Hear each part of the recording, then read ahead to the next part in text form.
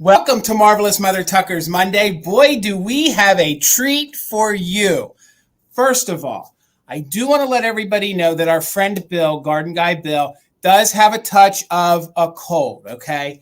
It's nothing too severe, but it is severe enough that it's actually messing up him talking. So he's taking a break from this evening. So please, everybody, if you know him, can DM him, wish him all of the best in the world, a speedy recovery, and I'm sure he'll be back next Monday. So with that being said, Bill, we all miss you, and we can't wait till you're back here next Monday. But in the meantime, guys, I am blessed with these two vintage ladies.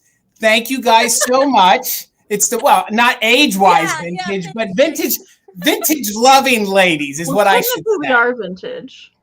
I'm already on thin ice. But, I don't want to hear it, okay?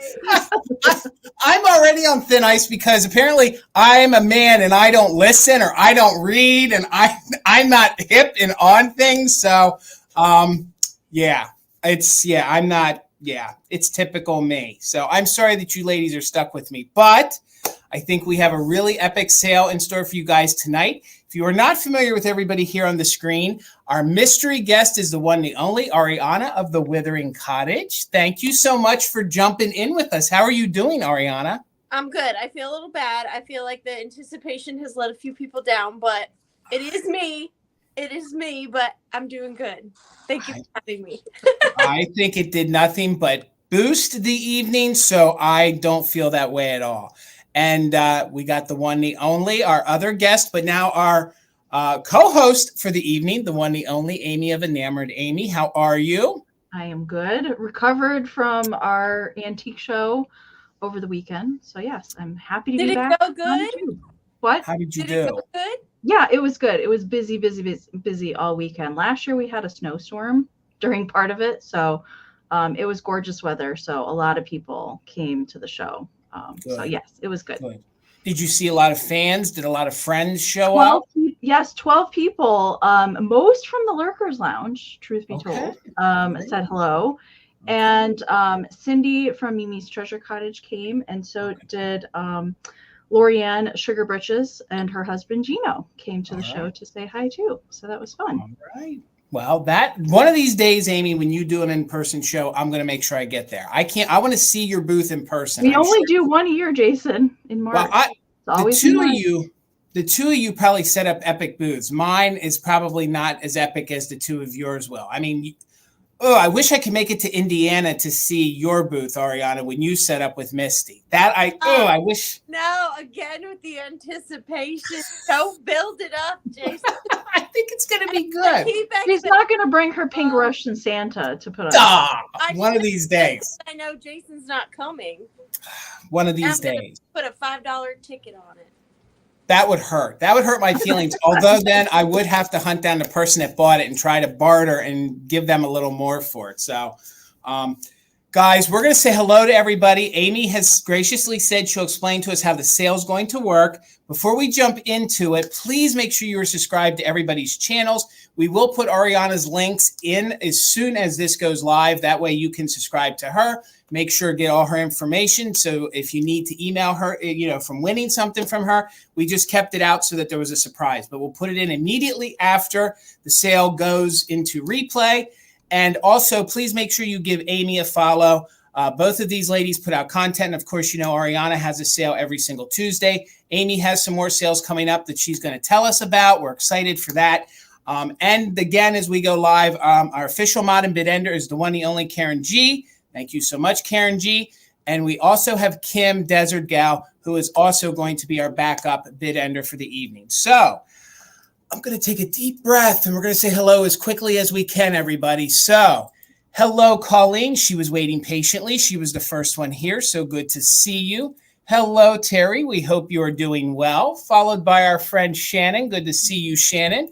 We have the one, the only Helen, the New England thrifter. Please give her a follow. I lurked in her sale all day Sunday. I'm telling you, if you guys want to have laughs, go watch her at noontime on Sunday. They have fun. I wish they'd invite me to come hang out someday. I'm just putting that out into the universe. So hello, Brian, another friend from the New England area. It's so good to see you.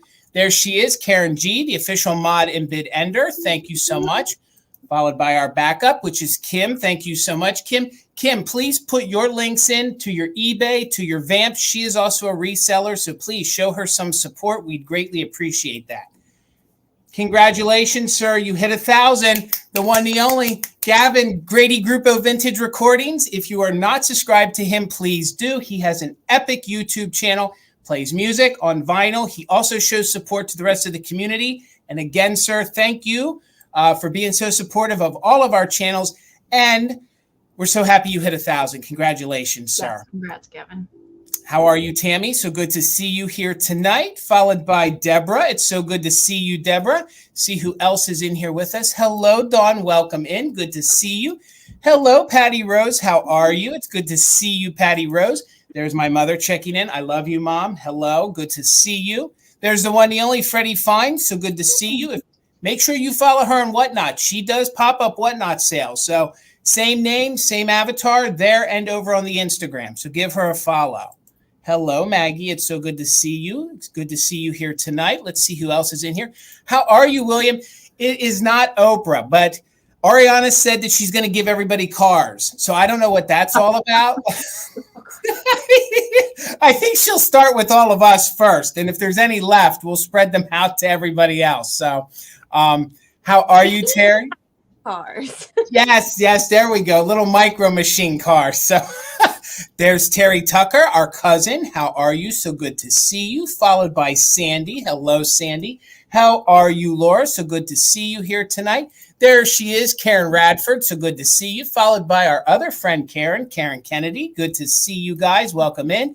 Circle 7 Farms is checking in. So good to see you here tonight, all the way from Texas. We got Buttermilk and Cream here with us. The one, the only Chris of My Broom Closet checking in from Colorado. Good to see you, Chris. Followed by Lillian. Good to see you, Lillian. Happy Monday, everybody. We hope you all had a great weekend. We got Cindy Lou here with us. The one, the only Debbie Gutierrez is here with us. That was one of the best ones I've done in a long time. And the fastest ones. It was. Followed by Dusty Moose. Good to see you here tonight. How are you? See who else is in here. Simply Shenanigans. She's bringing the shenanigans. It's good to see you. We have Linda here with us. Good to see you, Linda. See who else is down here. There's our friend, the one, the only Heather of Antiques Agenda. Gang, please make sure you are subscribed to her channel. She puts out content. She does a live sale every single Sunday night at 7 p.m. So please show some support and get over there and follow our friend Heather. Hello, don't you know? So good to see you. How are you?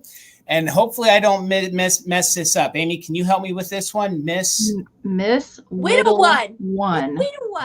It's Whittle. Whittle one. All right. I got you guys. Thank you for all of your help. Thank you so much. There's Becky Calhoun, part of the crazy Calhouns. Guys, I'm telling you, if you get to any of her booths, if you love kitchen mid-century, especially if you guys get up to the Sled Works in the Lewisburg, Pennsylvania area, it is a must-see, her booth. So check her out. She's the Crazy Calhouns, and she's on Instagram. So give her a follow. I'm telling you guys, I love her space. It's some of the best stuff. We got Bugs in here with us tonight. So good to see you, Bugs. Who else is in here with us? Hi, Glowy Girl. It's so good to see you. Mama Pam is checking in. Good to see you, Mama Pam. See who else is here with us. We got Gina's in here with us. And guys, I'm going to pick it up down here because I'm seeing a lot of repeats. Hello, everybody. And if I miss you, I promise we'll get you 2 times in the next one. Hello, Mary. Good to see you. See who else is in here with us. And thank you guys so much for coming and hanging out with us. Yeah. We got Bridget in here with us. I see Sally. I think that was a duplicate. I see Tina, who hopefully is feeling better. Good to see you, Tina. See who else is in here. I am going to skip ahead, guys. Wait. I saw her. Where is she? I see Pama-Bama. Boom. Wait, it didn't highlight. Boom, there she is. How are you, Pama-Bama? So good to see you. Hopefully you're well. Please subscribe to her channel and follow her. She does a live sale every single Saturday night at 8 p.m. Eastern. I see you, Jan.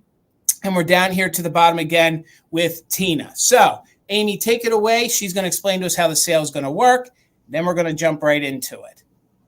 All right, you guys, welcome. Thank you guys so much for being here. If you weren't here when we first started, Bill is a little under the weather. That's why he's not here on the screen tonight.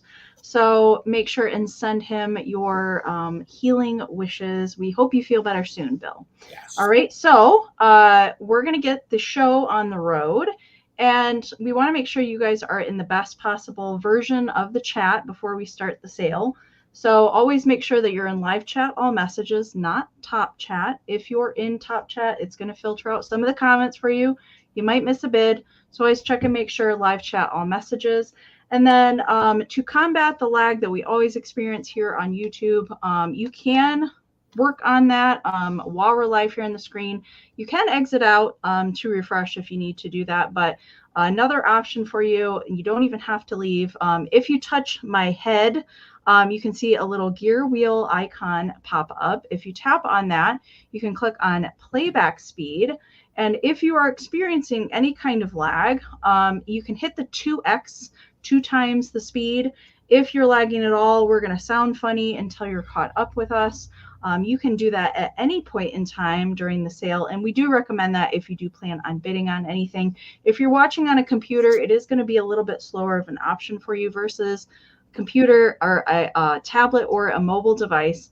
But if you're watching on the computer, you can find the chat settings also. The gear wheel is somewhere down here in the lower right-hand corner. You can also do the playback speed 2x option there as well. All right. And I love to do that during sales too, because I always fall behind every single time. And it doesn't require you to leave the sale at all. All right. So also very important is make sure that you're subscribed to Mother Tuckers, to myself and the lovely Ariana. If you're not already, we have an awesome mod squad in the chat tonight. If you guys have questions as we're going along, don't hesitate to type them into the chat. You can type them in all capital letters to bring more attention to your question, but we do have a lot of helpful folks down in the chat tonight if you have questions as we go along. All right. So we're going to be doing the auction style tonight. So that will be the bidding style down into the chat. So we'll show you the item. We'll give you a starting price. Jason will pin the start price up on the screen. If you're interested in bidding on anything, you can type your bids and hold dollar amounts down into the chat. And we'll show you the item. We'll describe it to you. We'll note any kind of issues, but do keep in mind any vintage or antique items tonight have had a life. So keep that in mind prior to bidding on the item, but we do our best to note any kind of issues and show them to you while we're live here on the screen, but they have had a life. All right, you guys. So we'll do a countdown. The highest bid that we see before the official bid end of the lovely Karen Gillette will be the winner. We also do the just in case bids here on Mother Tucker's channel. So what that means is the max amount that you're willing to pay for the item with the letters JIC next to it. Now, all that we ask is that you're a current bidder on the item that we are showing. So as long as you've put in at least one straight bid on the item, you're welcome to utilize the just in case during the countdown only. If you are the highest just in case before the bid end, we'll bid you up $1 over the next highest amount. But do keep in mind, if there's multiple just in cases put out there, those will turn into regular bids. And very important, especially if you're a brand new buyer or you're hanging out in the Lurkers Lounge and this will be your first purchase, say hello in the chat if it's your first time being here tonight. But if you're a brand new buyer or it's been a while since you purchased from us, we do need some information from you. We need your YouTube screen name, your real name, your full shipping address, and an email that we can send your PayPal invoice to.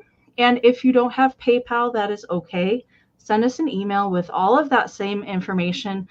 Let us know that you want to check out as a guest. That way, when we send your invoice, you can get a direct link to your invoice. You can check out with any debit, credit card, Venmo, or your PayPal. Okay, so those are your options for you. Here's all of our emails up here on the screen. They also will be down in the description of the video. Jason's also pinned them at the top of the chat as well, and our lovely mods do put them into the chat periodically throughout the sale too. Easy to find that information, but do make sure if you win an item that you send that email with all that information to us either during the sale. You can pre-register if you think you might want to bid on anything. That's totally fine too. All right. So I think we'll go around and talk about where we're shipping from and when we will be doing our invoices. I will be doing my invoicing for this sale only tomorrow. I do have 2 more sales this week, but I have some larger items coming on Wednesday and Thursday this week. So I have some more fragile things tonight. So that's why I'm going to invoice just tomorrow for this sale. And I ship from Michigan. I do pirate ship. We all do pirate ship, actually, to get you guys the discounted rates on shipping versus retail pricing from the post office. And I do US and Canada only for shipping. Ariana? Oh, it's you. It's you. First of all, I did bad. I didn't do my email, but my email is this portion just at Gmail. So it's the.withering.cottage@gmail. I'm so sorry about that. I will be combining shipping with my tomorrow night sale. So I have a sale tomorrow night at 7:30 p.m. Eastern on my channel, The Withering Cottage, here on YouTube. So I'm going to be combining shipping from tonight and tomorrow night's sale. So that way, if you want to shop both, of course, you're more than welcome to, and I can make that cheaper shipping for you. I ship from the Bodunks of Georgia, and because I'll be doing my invoicing till Wednesday and or Thursday. Friday, always at the latest, if something crazy happens. And Ariana, your email, is it at gmail.com? It is. It's the same, just at gmail.com. Okay. I'm so sorry. No, I started to update it, so I got it started when Amy's selling. I'll add the Gmail to it for you, so you'll be good to go. Thank you so much. Okay, we fully take care of our guests over here at Mother Tucker. So, guys, I'm Jason. I ship from Pennsylvania. Same thing as the ladies. The only thing different is I do all of my invoicing on Saturday, so that means you won't get an invoice from me until Saturday. It'll keep an open box for the Wednesday sale with me and Amy. Fantastic finds. As long as I can combine it safely, I will. Usually I can. If you want the box closed from tonight, just email us. I can do that. Can invoice in under 24 hours, ship next day when it's paid. I also offer free pickup at the brick and mortar, Mother Tucker's Antiques. I am in central Pennsylvania, about an hour and a half west of Philadelphia. Communicate that in the emails, and then we will just bill you for the item. Then we will get it up to the shop for you. That was the quick version. Amy, you did a fantastic job. Thank you so much for covering how the sale is going to work. Ariana, can't remember how to say most things tonight. So you did. You did great. You did fantastic. So it's my first sale. Well, and Ariana, thank you so much for hopping in with us. So, gang, hello everybody who has joined us. We are going to get the sale moving. We'll start with Amy. She'll start the tempo. Then we'll go Ariana and then myself. So let's get us all moved around. And Amy, girl, how much is your first item?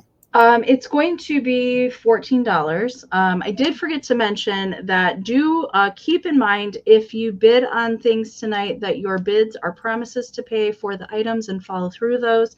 And we do ask that when our invoices are sent out, the payment is made within 24 to 48 hours of receiving the invoice. Okay.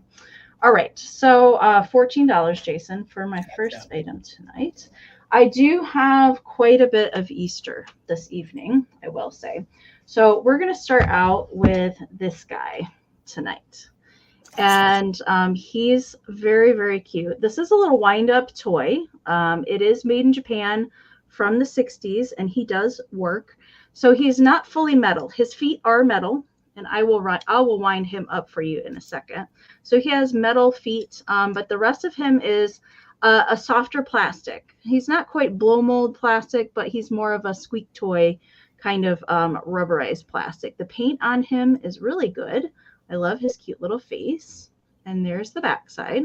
So there's the winding mechanism. It's not a metal key that would come in and out like a lot of those toys are. So we're going to wind him up because he does work. And let's see. He kind of rocks back and forth. Okay, so that's what he does. Oh, I love him. Oh, I love his bow tie too. You would think that he would hop, but I like that he just kind of hobbles back and forth. Yeah. He's a happy guy. So I did not wind him all the way, but if you wind him up, he really gets to going. But he does work the best on a flat surface. If I hold him, he won't rock back and forth very much. But I thought he would be darn cute, popping out of a little Easter basket or in the back of a display. I think he's darling. So measurement for him is 5 3/4 by 2 3/4. He is made by Nino Hira, Japan. He is stamped right here on the side, and he does date to the 60s. Nino Hira did a lot of rubber squeak toys and mechanical toys as well. Nino Hira, I think for me, the most like recognizable thing, they made a squeak toy of a Santa and a reindeer. Very hard to find piece, but I had never seen this guy before. I think he's darn cute. All right, we're going to count him down. We are going to try and move the sale along quickly tonight. So if you think you're interested in something, make sure and get your bids in. And as soon as we see a few come in, we'll do the countdown. Not sure how bad the lag is, so we'll start with 15-second countdowns. Hopefully we don't need to adjust to 20. All right, I see Christy's in at 16. We're looking for 17 or more. Actually, Becky just popped in with a 17. So we're looking for 18 or more, and I'm going to count it down. 15, 14, 13, 12, 11, 10, 9, 8, 7, 6, 5, 4, 3, 2, 1. Bunny bid end. Amy, the look on his face, he's like, who am I going home with? Who's taking me home? Who am I going to live with? I'm going to get into trouble wherever I go. You can tell it on his face. Or he's been into the jelly beans, one or the other. Okay, that too. Or the slightly spiced Easter grass. That could be it. That could All be right, there's the bid end from Karen. Thank you so much. Becky, you did not need your just in case. Bunny is hopping your way. Thank you so much. All right, Miss Ariana. Now, I know you guys thought I was the only mystery guest tonight, but surprise, there's another mystery guest. So these are going to start at $18, and they are going to be choice. And I've actually got Glowy Girl here. Oh, my God. Girl herself is in the room. Cute. So this is actually going to be a choice. So you are offering on one of these, but I have two. So this is the first one. She is a very large penny doll. So these come in many, many sizes. Some as small as, gosh, I've even seen them smaller than an inch. But this is one of the larger ones. So she is actually set like a little over 7.5 inches. Here's her face. She is made completely out of bisque. And she has a made in Japan marking on her back right here. Somebody has lovingly crocheted her this little yellow and pink and white crochet dress. Is wearing a little petticoat underneath.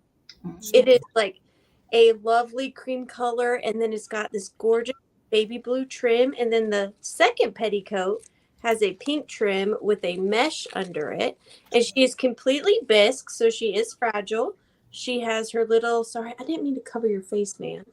She has her little articulated arms. They are strung with just elastic string. She's in overall good condition. I don't see any chips or cracks on her. But she does have just some hair loss, as we all do, according to Jason. We're vintage. It's fine. Normal. I didn't mean that. No, it's fine. Jason. I didn't mean it. No. Next to the ruler, because sometimes that helps me as a purchaser to just kind of get a visual on actual size. So she is very large, and here she is next to my head. And then her sister is one that I don't, so I see this particular face paint more often, but this one I don't find as much. So here's the second little cutie patootie. And she is a little shorter than her sister, but only by a couple centimeters or so. She's still just kind of under 7.5. And she also has a hand crocheted little dress with vintage sequins sewn on, and they are sewn on. They're not glued on, so the attention to detail is very sweet. Now, she did not have a marking that I could see on her back, like her sister. And she's got a different hair sculpt and a different face sculpt. She also has articulated arms and frozen legs. She's also bisque, so she is also fragile. And she doesn't have bloomers, but she does have the cutest little tooth. And I'm just going to hold them up next to each other so you can see them side by side. And our large vintage, even though she's not marked, I'm assuming she's Japan as well. So it's your choice on large vintage Bisque made in Japan little penny dolls. Well, big penny dolls. And we are going to start the countdown. So 15, 14, 13, 12, 11, 10, 9, 8, 7, 6, 5, 4, 3, 2, 1. Bid end. The dresses, they're so good. They're so good and clean and unique. I've never seen them before like that. They look great together too. They're sisters. Very springy. I can see them with little floral baskets or in a floral basket. All right. You had Cheryl with a 22, and then Karen G came in with a just in case at 35. So Karen G gets first choice at $23. Congratulations, Karen, and thank you so much, dear. Which one are we going to split up the sisters? Are we the yellow and pink? Yep. Got you, Karen. Thank you so very much. And then your backup is Cheryl Stevens, and if she passes on the one in the blue dress, then Lisa Day is your second one at 22. Hi, Lisa. So Cheryl, did you want the one with the blue dress? Gosh, I love that face. You're right. That is a different one you don't see. In the blue dress, yeah. She wants it. She wants it. Thank you so much, dear. I really appreciate Congratulations. Both. All right. And I want to make one quick correction before I start with my first item. Becky Calhoun is part of the Crazy Calhouns. They are at Roller Mills. I feel like I may have said the wrong mall, so if I'm going to give a shout out, I want to make sure it's correct. So please check out her booths at one of the malls that she's at, which is Roller Mills in Lewisburg, Pennsylvania. So my first items are going to start $10 choice, and it's that time of the year to get out your pastel enameled flower pins because they're fun to wear this time of the year, and they're also fun to use in like assemblages. So they're fun to use in assemblages. This is your first choice at $10. The paint on both of these is in remarkable condition. So this one's 2 inches wide, and this one is like two-tone. You can see how it's a little darker in the middle, and then it kind of, ombres out. I normally don't see, like Tina collects these enamel pins, and I don't normally find these mint ones all that often, nor the one that has like the little daisy in the center. So for $10, that's your first choice. And then you can see the bracket here on the back, and it's very shiny too. So it's in really good condition,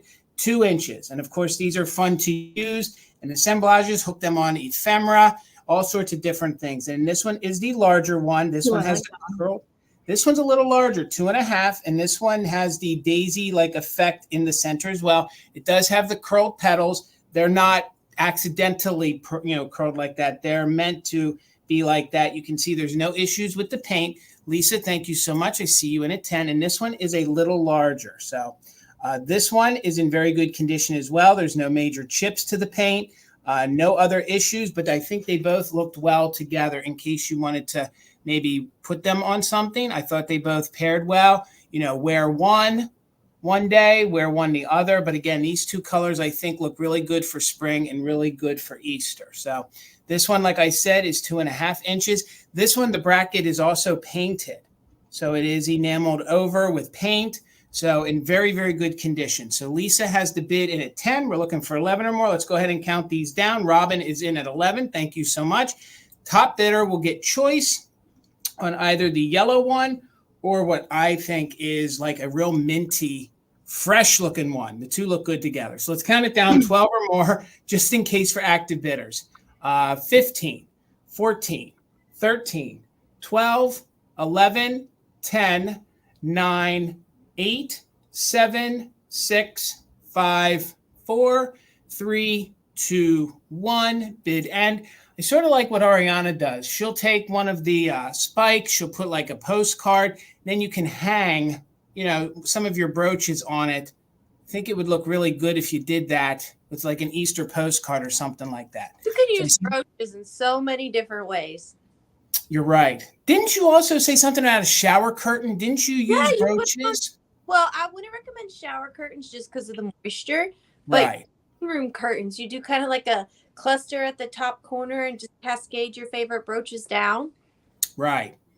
No, I think that's a great idea. And I also know people that make different arrangements, like they make little floral bouquets out of these. So, Lisa, you get first choice at 12. Let me know if you want the yellow or the mint or green, whatever's easier for you to type.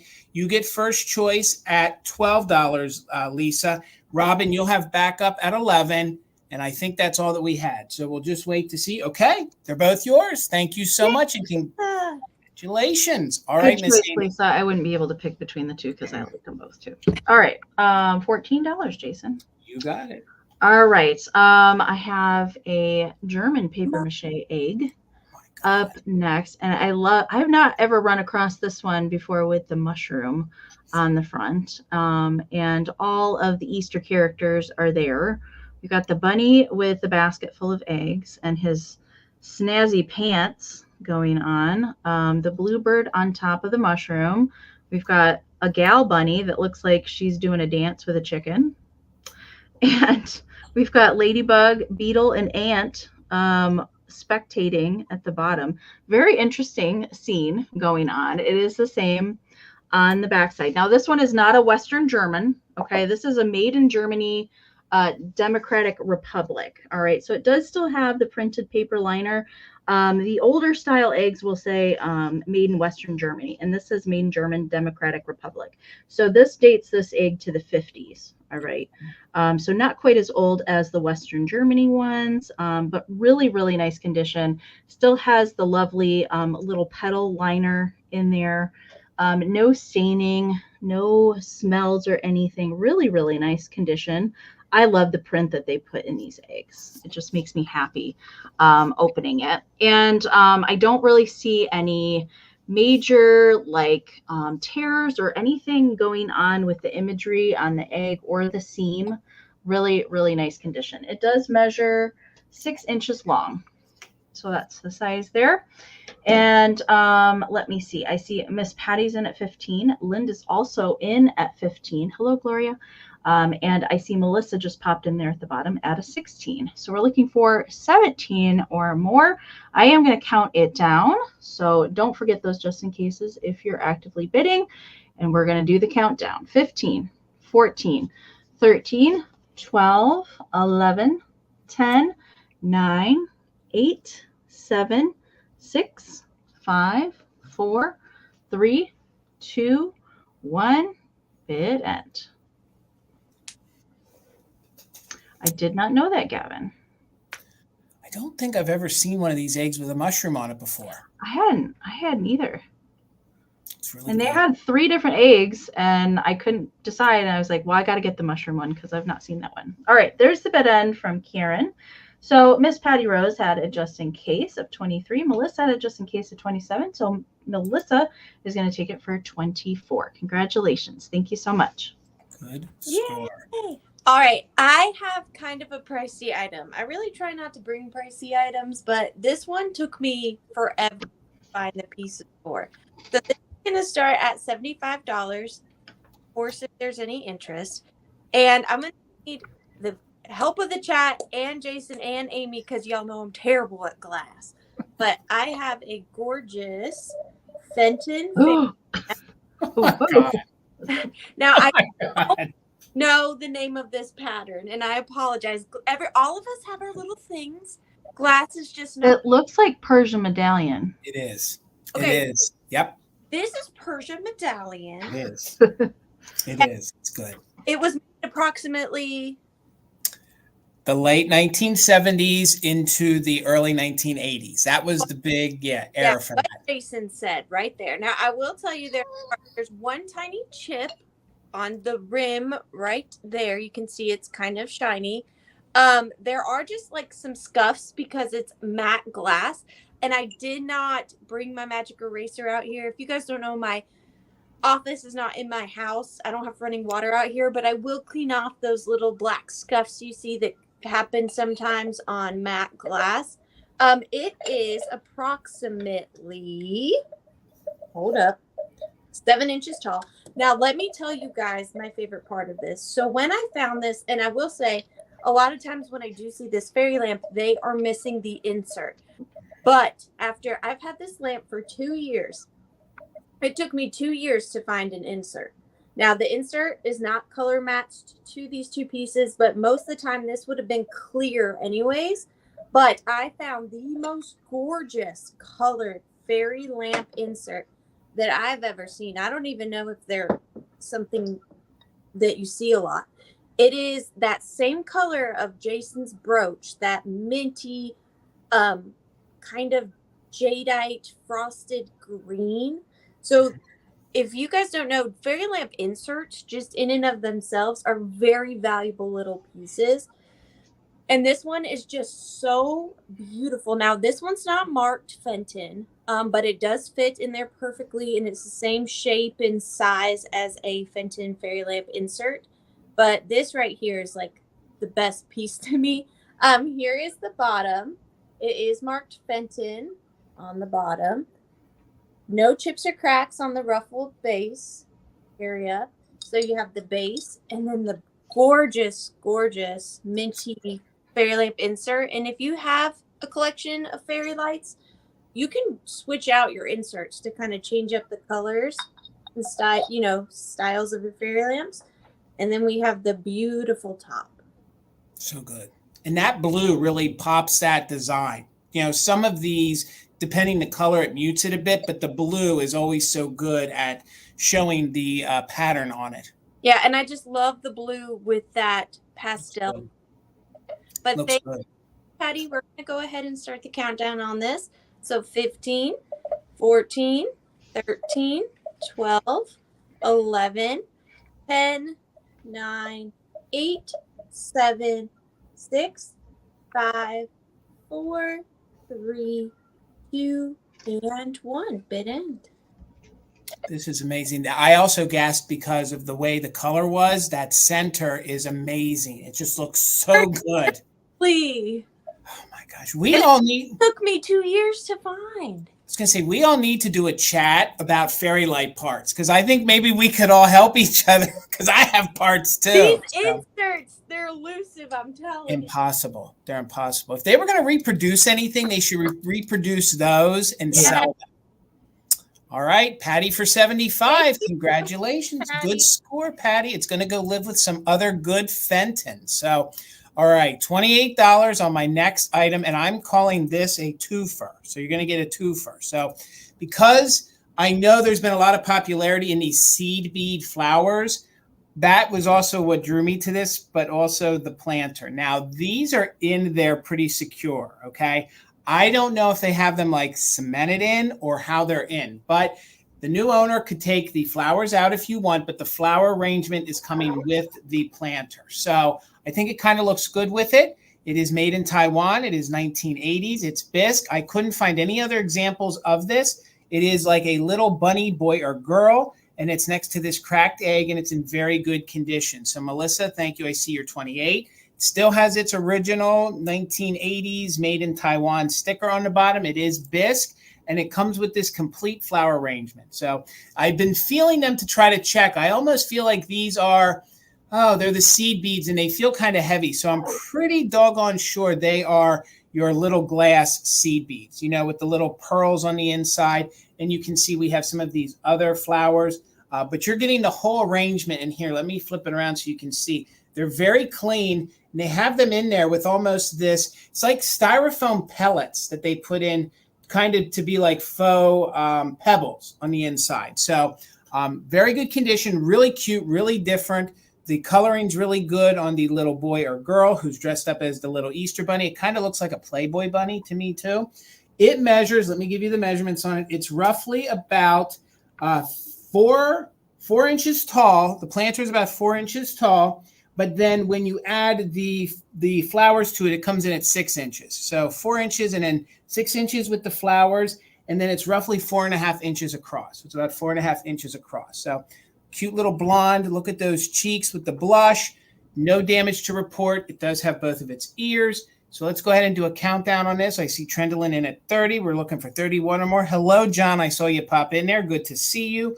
But again, you're going to get the whole flower arrangement because it's pretty much rooted in there. Different colors. You got purples, you got black, you have yellow, red.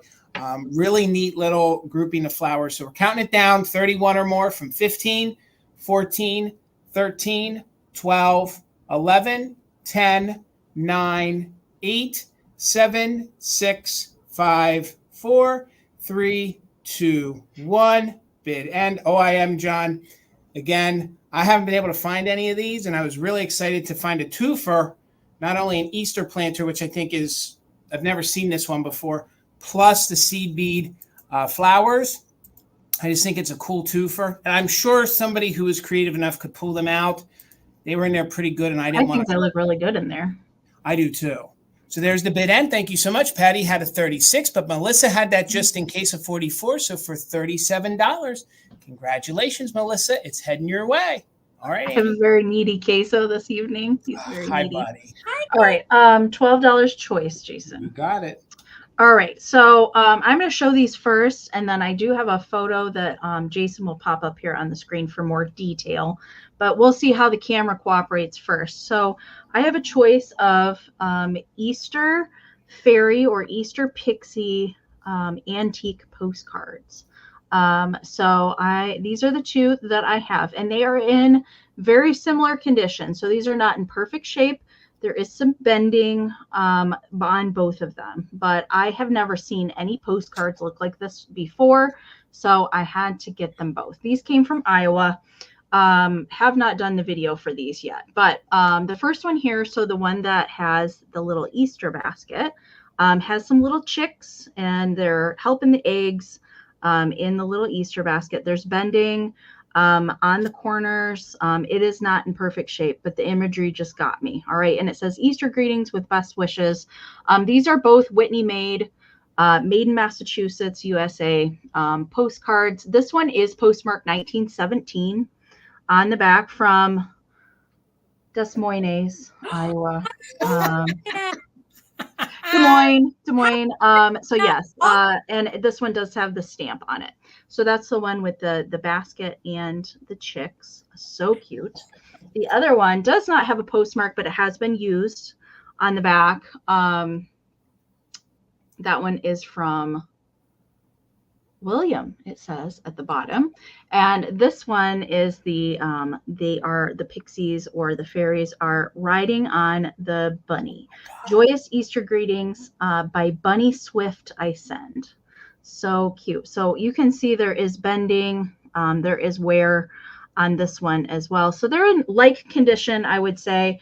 I don't think either one is in better condition than the other one. And I'll have Jason pop the photo up in case you guys can't see the good details on these. All right.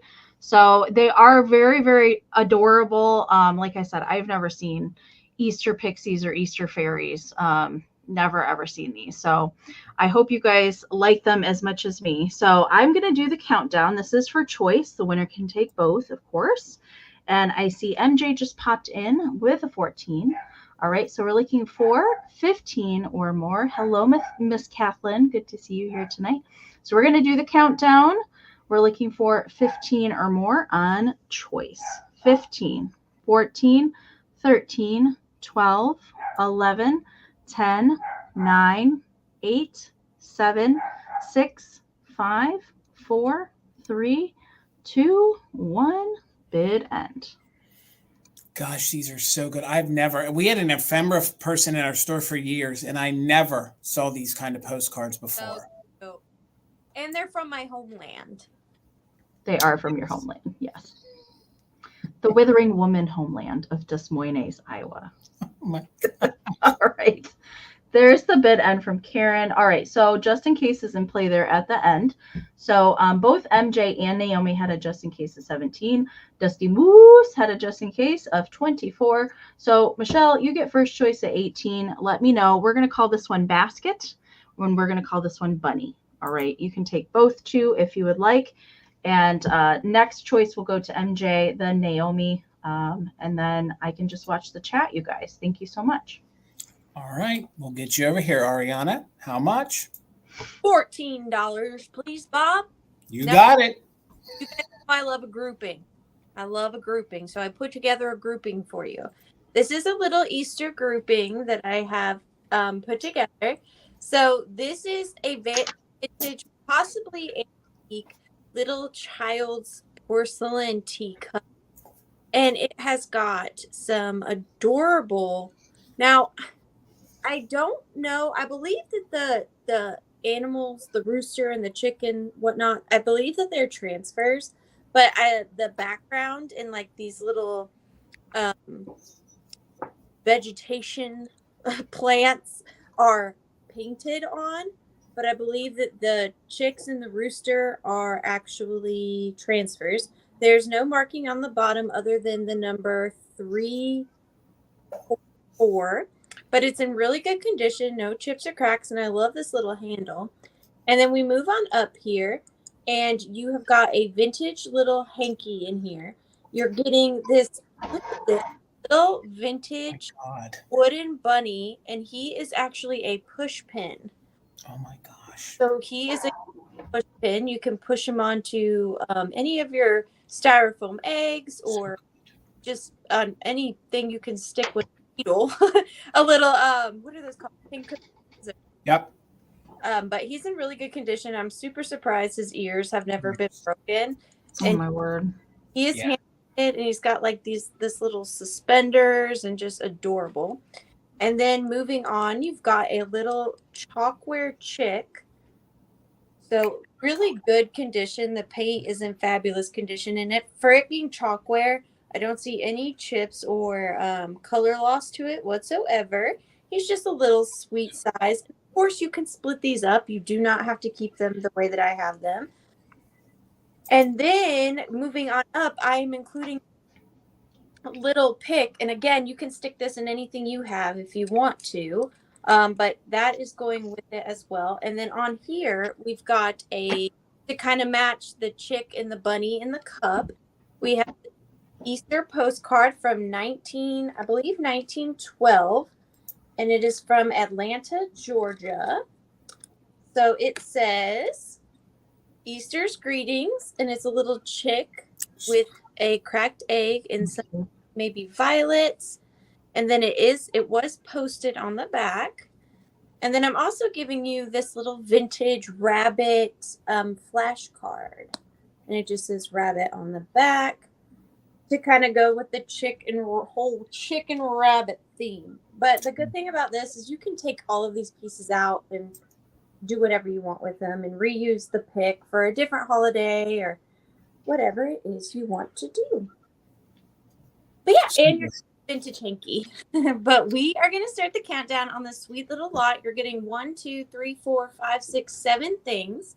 So 15, 14, 13, 12, 11, 10, 9, 8, 7, 6, 5, 4, 3, 2, and 1. Bid end.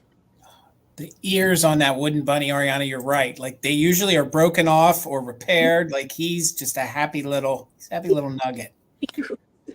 So good. All right. Straight bid, you had Jillian at 30, but then Karen G gets the whole lot, Ariana, for 35. Whole chicken caboodle. Exactly. And Bunny and all. Congratulations, Karen. And guys, please, if you're not subscribed to Ariana or her channel, we're going to put the link down below, but also make sure you're subscribed to Enamored Amie. These ladies are doing live sales too, so make sure you hit the notification bell so you know when they go live, okay? And now I lost, there we go, $16, okay? There's one little condition issue before we get into it, so I want to show it before I tell everybody. Of course, there's a little nip to the top of that flower, okay? A little nip to the base of that flower, and there's a tiny little bit of cold paint issue on or paint wear to the bird. So these are little bird candle huggers, and then they also have the candle holders. So they're made by Commodore. They are ceramic, made in Japan. You're going to get the original box. So I do believe that they're sort of kind of new old stock. No repairs. The one little flower does have a little chip to it, but I know how we all love our bluebirds. And I do think some folks love the birds that are a little more realistic, a little bit from the kitsch. This has the original chain to it. I didn't reattach it because each one of these little holders has the little slip loop right there. So then you could have the chain and then they would be chained on the candle. So I didn't have a candle to show you guys, but what you will do is you'll use the base, which looks like these gorgeous little spring style flowers, okay? And the base is stamped Japan. So the base is stamped Japan, and then you'll put your candle in the base there, and then you'll put the little bluebird on the candle. So thank you, Patty. I see you in at 16. We're looking for 17 or more. They are made by Commodore. We do have an original sticker.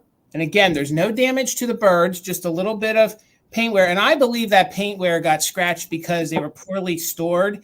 And I think the chain rubbed against it. So maybe a little bit of paint wear on the beak, but the birds measure just about 3 inches long. So 3 inches long. So there's your one.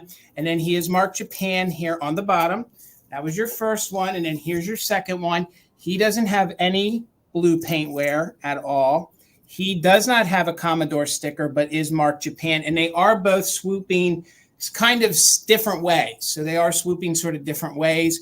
You know, one's going to the left, one's going to the right. So those will rest on your candles. And then you will get 2 of the bottom candle holders, and both are marked Japan. So they're very vibrant in color. Hopefully you guys can, if I can hold it right, you guys can see. The green is very vibrant. Each one of those little flowerettes that are on there are in very good condition, but the one does have a little chip.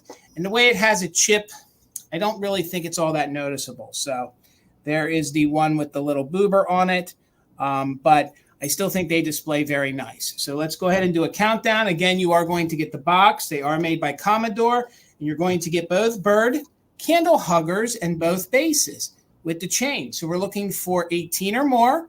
Let's count it down. We're doing just in case for active bidders. So 15, 14, 13, 12, 11, 10, 9, 8, 7, 6, 5, 4, 3, 2, 1. Bid end. We got you, Becky, the Crazy Calhouns.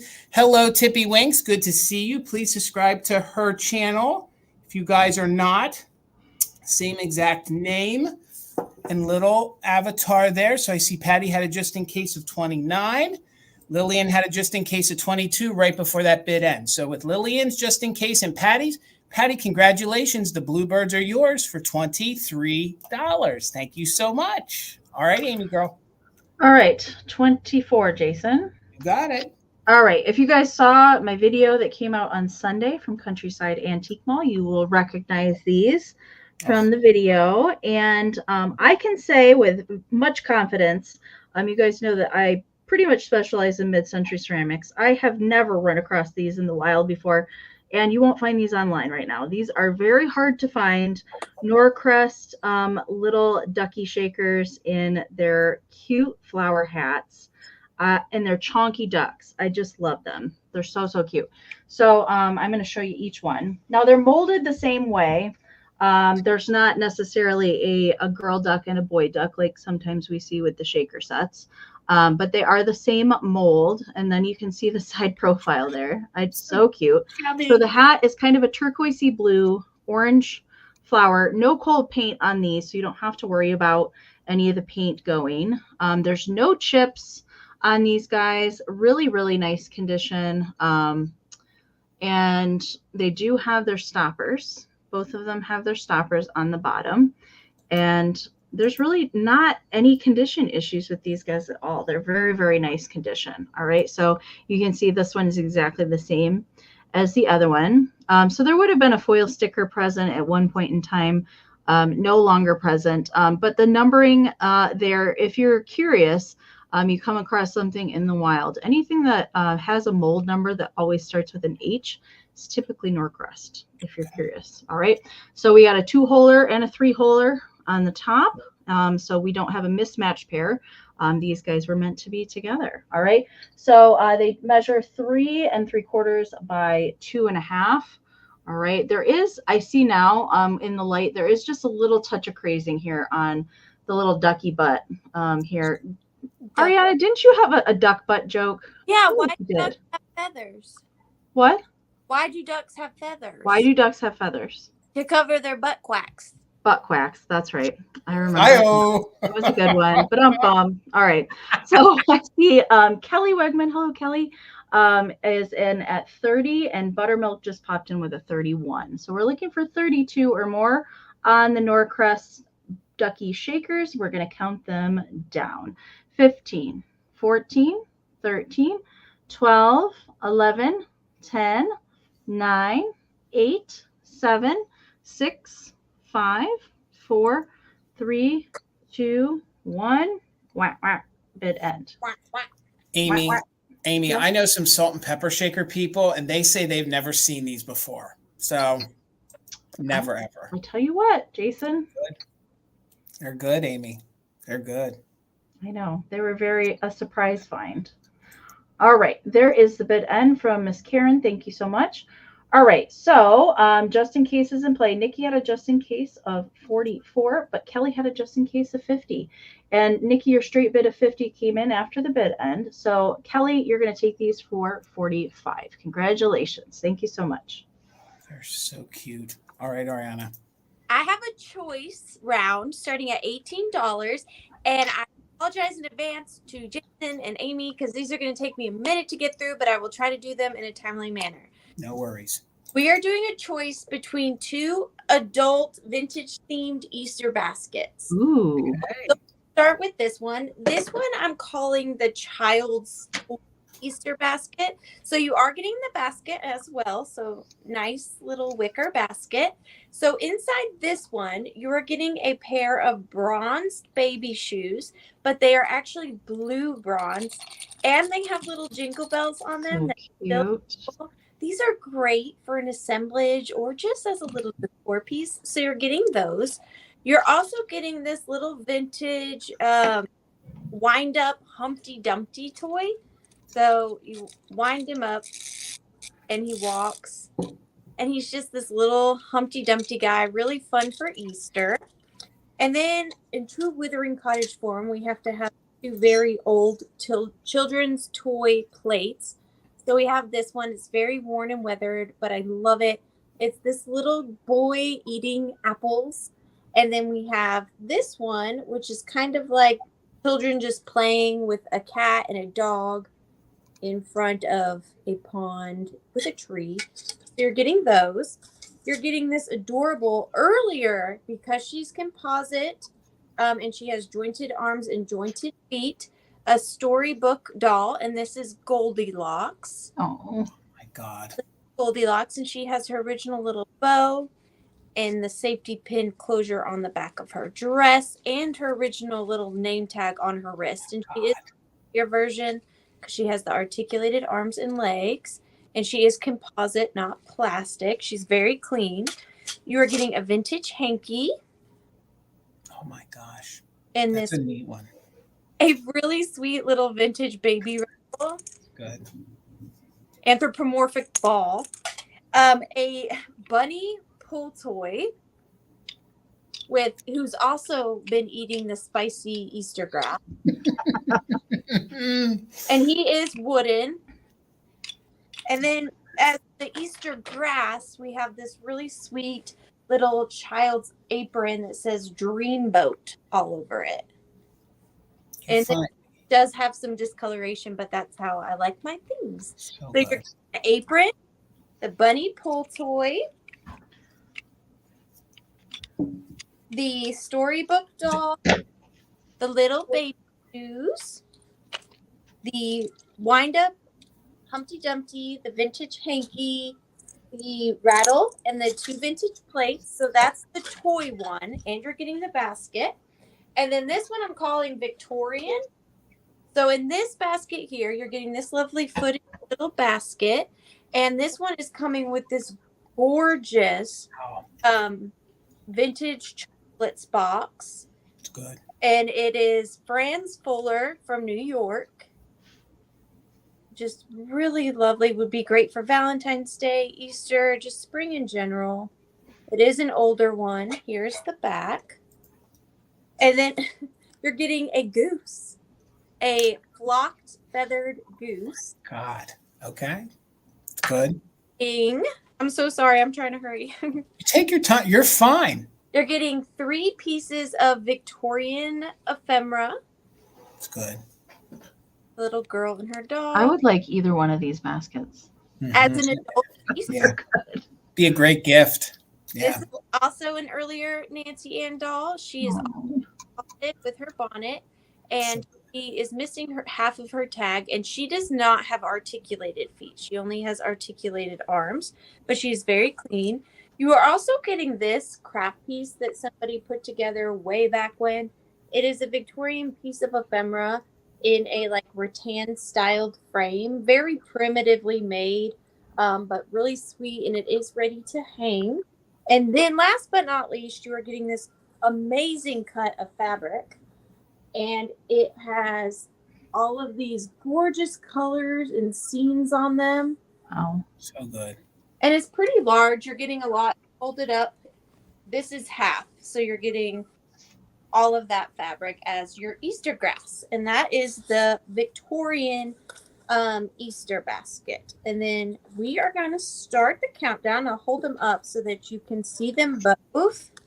And my mom actually came over here today, and she helped me. She did these pretty much. She just went around my office and picked her favorite things. They look good. They look fantastic. Thank you. We are going to start the countdown. Your adult, vintage, and antique Easter baskets. So 15, 14, 13, 12, 11, 10, 9, 8, 7, 6, 5, 4, 3, 2, and 1. Good. Ariana, I've never seen anybody bring like an already to gift adult Easter basket to a sale. There you go. I should have said that. Give this to someone. It's good. It's amazing. Thank you. They were a lot of fun. It was a good bonding experience with me and my mom. I'm like, no, Mom, not that. I'm hoarding that.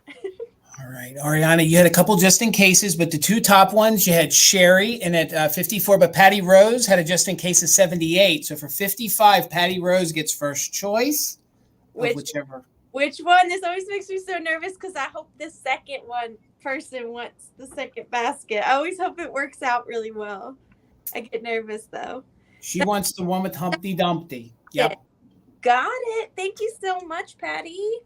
So Sherry is your backup then at 54. And Sherry, if you didn't want this one, do not say it just to please me. But if you did, that would work out. I would be so happy. But just let And then Robin will be back up if she takes a pass. I'm trying to beat the lag here on my phone. I know, and this basket really is beautiful. It is. It is. Hello, Kathy Picasso Cat. Good to see you guys. Make sure you follow her channel as well. Same name, same avatar. Oh my, yes, she wanted the chocolate. Yay! Yes. Yay! All right. All right. Everybody wins. Everybody wins. All right. My next item is going to start at $40. And Karen G, thank you so much for being our official mod and bid ender. And Kim, thank you so much. Ladies, please put in Gavin's link. Please put in your link, Kim. Community share. That's the best. Let's try to get your numbers up. So $40. I have a piece of California pottery. In all the years I've done this, I have never found a piece of Heidi Scho that I could buy to resell. Okay. She's one of those women that was a pioneer in California back in the 40s and 50s that did the California pottery. This one, I think, looks very spring. There's no major damage to her. They did sometimes sell these with a male and female, but this is the female. She is a vase, but also stands as a figurine, okay? She is pink with some gray with some purple mixed in. I feel that if you guys love the older look, that's very Majelica in style. You can see here on the bottom that she is stamped Heidi Scho, Hollywood, California. Now, if you guys aren't familiar, her company burnt down in I had to write it down. I know it was the 50s. Her company burnt down in 1958. So when it is stamped by her, anything is prior to 58. Her height of creating things was in the 50s. So probably around 8 years, you get some that are officially made by her. After the company burnt down, they Some of the molds were destroyed from the fire, but then she sold them off and she went to work for another company. So if you're going to collect some like Rio Hondo style things or Heidi Scho or some of the other California potters, this one is one that you don't see that often. And she is larger. She's known for her figurines. She's known for the form. And a lot of them are not in this style with the flowers. They're more 1950s. This one speaks more early to me, although it's not. The way the ceramic is applied, there's a little bit of paint wear right here, but no major chips. I see Naomi in at 45. Thank you guys so much. I just want to double check. If anything, they're tiny little nips because it's like a Capodimonte almost kind of thing to it, but there's no major breakage. And then here, let me, with my camera, wait, honey, wait, there we go. You can see that the paint on her face is in very good condition with no chips or cracks. And again, she's tall. I didn't tell you how tall she is. She's 12 and a half inches tall. So she would be a statement piece. She's got this flowy gown. And again, she might have a male counterpart out there that you could find. Sometimes these were sold separately. Sometimes you could buy, however you wanted it. But usually they do have like another statue that would stand next facing the other way. But I only found this one. So again, if the color is reading properly, this is a gray purple here. This is pink in the middle. This is a very, very dark purple. And then you can see that this, of course, is a dark green. So again, I love her. I've never been able to find one of these affordable enough to bring for resale. And I just think she would be a great piece to leave out all year long if you guys decorate in mid-century. Even if you guys decorate in like maybe some earlier feel, like with Majolica and things, I thought she would mix well with that. So with that said, we got Naomi in at 45. No major damage, maybe just a little bit of wear here to some of the tips of the flowers. Not even a real nip, just enough that the color came off, but displays beautifully. So let's go ahead and count her down. We are looking for 46 or more on the early 1950s pottery. Heidi Scho from Hollywood, California.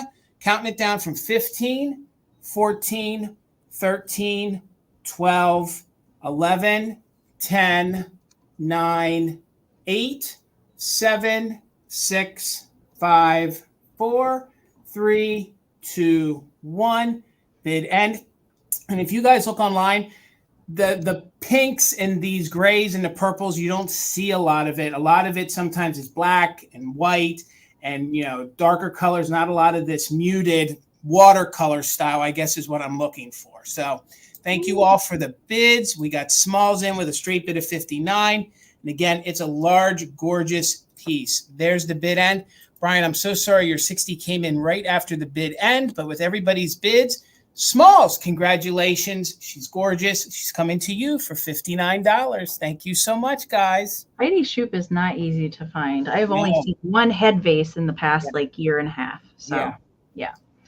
All right. $40, Jason. Got it. All right. These guys are pretty special. Oh, right. Oh my God. So and I'll show you why after I talk about them for a second. All right. So you're getting the pair. You won't find these right now. You might find her, but you won't find the pair of them or the mister. All right. So we are looking at Ellie and Egbert Easter bunnies, and those are their actual names. These are made by Pixie Calbert, Japan, and they're from the 60s, and they're pretty fantastic.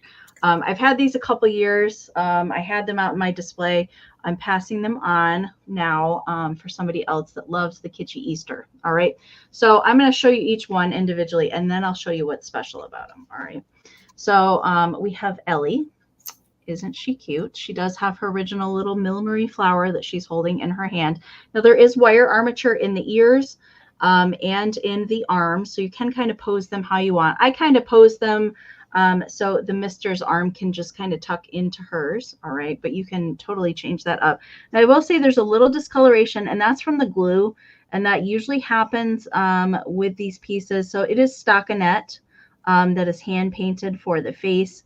And the glue over time on those does have some discoloration. So I did want to note that. There's a little something right here on the sleeve. I did not try and remove that, but it's not super noticeable. These do have hard styrofoam legs and feet, so they will freestand on their own. They do have Japan stickers. All right, so I want to show you Engelbert. Is it Engelbert? Yeah, Egbert, not Engelbert. That's Engelbert Humperdinck. No, Egbert. He's got bright orange hair. I love him. He's got a little hanky poking out of his pocket, bright pink polka dot tie, and his little overalls, little green shoes, and same way with Ellie. All right. And he also has posable arms and ears. Now on the back, and each one of them does this. This was an unexpected surprise. I love it. I love it. I knew it. They have squeakers in their tails. It's good. Yeah. How cute is that? I didn't even know that was a thing until I was taking them out, and I accidentally squeezed it. So I had no idea that was a thing. But yes, super duper cute. So you're getting the pair. They are hard to come by, especially in this kind of condition. And they will freestand on their own. So you could definitely pop them very easily into a display. Measurement for them with their ears fully extended. I have kind of bent over the one. With the ears fully extended, they're 11 inches tall for each of them. 11 inches. This is holy grail. This is holy grail kitsch for people. Like people dream to just find one, let alone to have the Mr. and the Mrs. I mean, I think they're so darn cute. I love how their faces are painted too. They're very whimsical and very brightly colored. Pink polka dots, orange, turquoise, blue, yellow, all the fun Easter colors to kind of pull out. But I'm not seeing any interest in these guys. That's okay. We'll bring them back at the recap. All right. We'll see how the lag is for us. Wait. We got a bid. Oh, Robin. All right. I see Robin popped in there. All right, Robin. We'll do the countdown for you. Looking for 41 or more. Robin, there's Naomi just popped in with the 41. All right. So we're going to count them down, ladies. 15, 14, 13, 12, 11, 10, 9, 8, 7, 6, 5, 4, 3, 2, 1. Bid end. I think they're darn cute. I have never seen these either in person. These are so hard to find. So good. All right. There is the bid end from Karen. All right. Naomi, or just in case the 51 did come in after the bid end. All right. So Becky had a 50 and Robin had a just in case of 71. So Robin's going to take them for 51. Congratulations. Thank you so much. Yay, congratulations. Good. So this next piece, it's like so simple, but I was so tempted to keep it, and I love it so much. It's so me. So if you like the things I like, you'll love this. I actually picked this up this weekend at a private pick estate sale, which I've never gotten to do that before. So I was super happy and excited. But that's where this came from. He's going to start at $15. Now, I don't know anything about him. I don't know if he was mass produced or if someone just made him like in ceramics. I'm really unsure. But it is this little crock vase. So it is a ceramic piece, and it doesn't really necessarily look professionally done. It could have been a hobbyist piece. I'm unsure. But wait until you see this transfer. I just love it so much. Or I guess it's a decal. So it is this Oh my God. guy Oh my God. on a nail. It's good. With a saddle. And then you have an anthropomorphic like mosquito. It's a mosquito. An anthropomorphic mosquito down here on the bottom. But I just love the look of this snail. It is so me. Just from like his maroon eye and the little neck collar and how he's got the reins coming out of the snail's mouth. And he's just chilling, if you were gonna ride let's just think about this theoretically, right? Say you're a teeny tiny gnome man, and you had to pick a bug to ride around. Yeah. You're gonna go. You're gonna go with snail. That's your choice. That's your choice of transportation. Sure. But Yeah. the decal's in really good condition, and I don't know if it's under the glaze. It has the same gloss as the glaze of the piece, as you can see, but just super fun. I tried to put them in my Googler, and I got nothing. But Is he asleep? Did he fall asleep? I think he's sleeping, Oriana. I mean, his eyes are closed. Yeah, the snail's that slow that he fell asleep. And just a very interesting choice of posture as well. Yeah. To sit on your knees. Mm-hmm. Yeah. Like, if you're gonna rig up a snail, get it a saddle. I mean, like go all in, right? Yeah. I mean, you already made the reins. Take a seat. Don't sit on your knees. Yeah. He's not the youngest. He's gonna get arthritis. He's gonna pull a calf muscle sitting like that. That's what's gonna happen. The vase is glazed inside. You can actually use it for a floral display. It's 5.5 inches, and just to give you an idea, you'd want something cuter than this, I'm sure. But that's what it would look like, kind of. Or you could also use it for kitchen utensils or pencils on your desk or makeup brushes. You can put whatever you wanted in here. The snail's the limit. Okay. Snail's the limit. Yep. But we are going to start the countdown on this. Thank you so much, Trendolyn, for liking. Tina. I do. Oh, and wait till you see the anthropomorphic mosquito in person. He's got a little face and everything. It's hard to show on camera, but he just says fantastic. It looks like he's screaming at them, like slow down or something. Like he's almost like giving them the business. Yeah, like, and the snail's just so happy about it. Just like, yeah, whatever.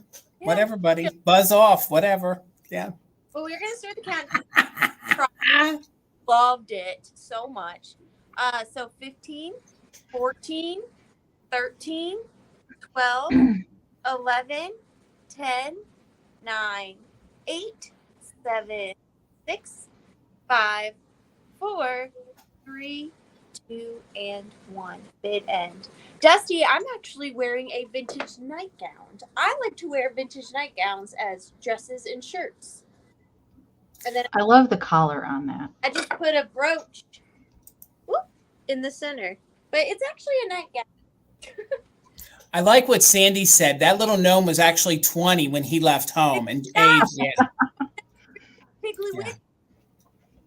All right, so Kate had a straight bid of 39, but Trendolyn came in with a just in case of 50. So for 40, it's going to you, Trendolyn.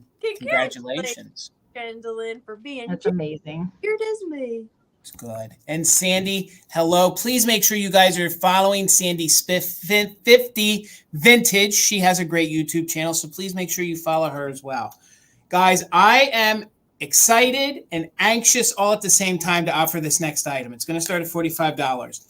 I've never found one of these to offer before. I hope maybe somebody appreciates it, but I was excited that I found one to offer. Okay, this is an antique porcelain biscuit jar. Okay, the only condition issue is, okay, and this is antique, and I'll explain to you how I know. The finial has been replaced, okay, but the handle, the whole metal top, which I do believe is brass, I didn't polish it, is all original, but the little finial to the top is not the original finial, although I do feel like it's somewhat period correct, okay? It is screwed in with a flathead screw. So again, I believe that the finial is close to period correct, maybe more 1950s, but this is turn of the century, turn of 1800s into the 1900s. So the fact that it still has its lid, the fact that I found a biscuit jar to offer, plus the design of it, okay? You don't often see it with these angled bottoms.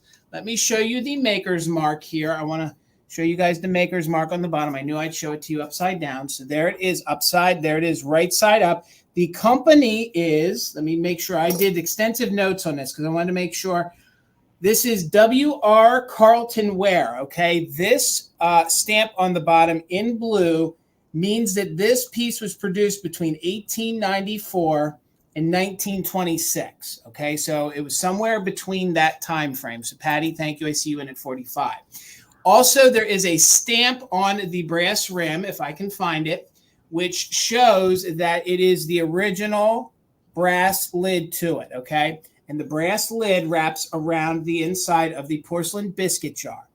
The gorgeous transfer that's on it, because that was very popular back then, it was a little quicker way to get things done. It has this gorgeous, what I'm going to call peacock. It has like this pheasant peacock style bird on it. All of the colors are vibrant and very good condition. What it's not showing you is that the porcelain is in a pale yellow. It is getting washed out, but you can see here as I tilt it and move it, you can see the brighter yellow here on the top, okay? Then it fades into more of a white down on the bottom. So right now online, some people have this for a unique large amount of money. The research I found to find one of these biscuit jars by this company in this condition is not too easy. It is double-sided. Again, it's in very, very good condition. I don't often find these that I can offer them. Carltonware? Yes, it is Carltonware. Favorites. They have one of my holy grail items, but I'm not going to tell you what it is. It is, and again, the maker's mark on the bottom, and they made clear up to the mid-century. I still think some of their things are kind of even made today. I don't know that it's made by the exact company, but I still think the name might be used, at least up into the 80s was the best that I could find. But this with the maker's mark dates this piece to, again, 1894 to 1926. So it was somewhere in that time period that this piece was created. So again, also, if you look up the maker's mark, they did change the way the crown is. In the early years, the crown was a little more puffier. They then pulled it out for later years. So maybe that's even reading. The bottom is more of a cream white, no chips to any of it. I mean, look at the base of that. It almost, I mean, very, very almost tulip, like an upside down tulip flower. Very like Nouveau almost, the fact that they kind of pulled in a flower shape to it, I think. Plus the colors on here and the flowers. Like you have, I believe the opening rose, and then you have this gorgeous, blue and the flower there. And then of course it transfers into the bird. Measurements on it. Let me give you the measurements. It's 7 inches tall by 6.5 inches wide. Again, it has the original handle. It has the original brass top to it. There is no damage at all to it. The only thing that is not original is the finial, okay? But I do believe the finial's probably got 50 years on it, and you might be able to find one that's more like the original. The original had more of a spike to it than the round knob on here. But the fact that it still has its lid, thank you guys so much. I was excited that I could find a true antique, something that is very unique.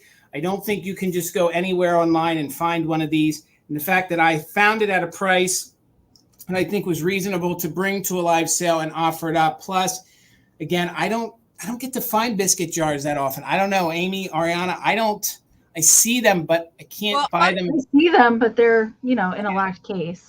Carltonware, I don't think is a very common thing to find in the United States. It's more English. Yeah, yes.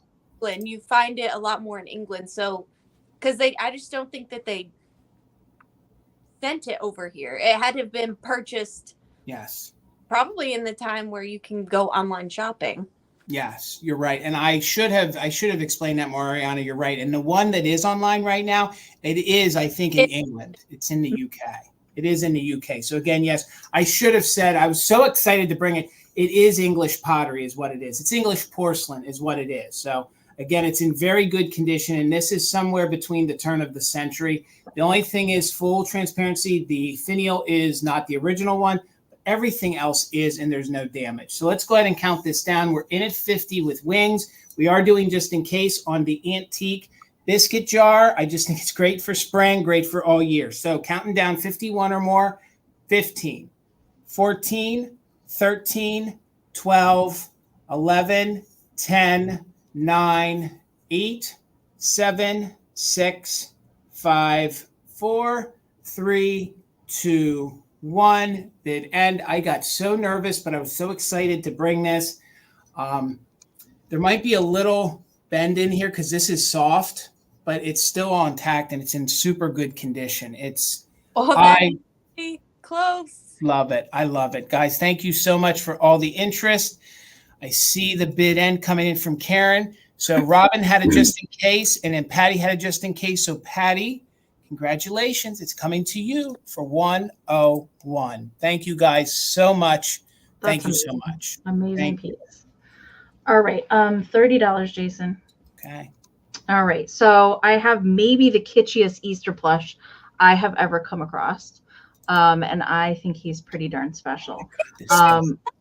He is a purple, so I think he's showing pretty true to color on screen. So he's a light lavender ducky, and then his feet and his belly are pink polka dots, and there's little tiny starbursts in between the polka dots. And he does have a rubber duck bill. And he's pretty awesome. Now, he's made by Beu Beu Toys. He does still have the tag there. And he is not online anywhere right now either. I could actually not find him in existence dating back to 2009. Couldn't find him. I did find a bunny version.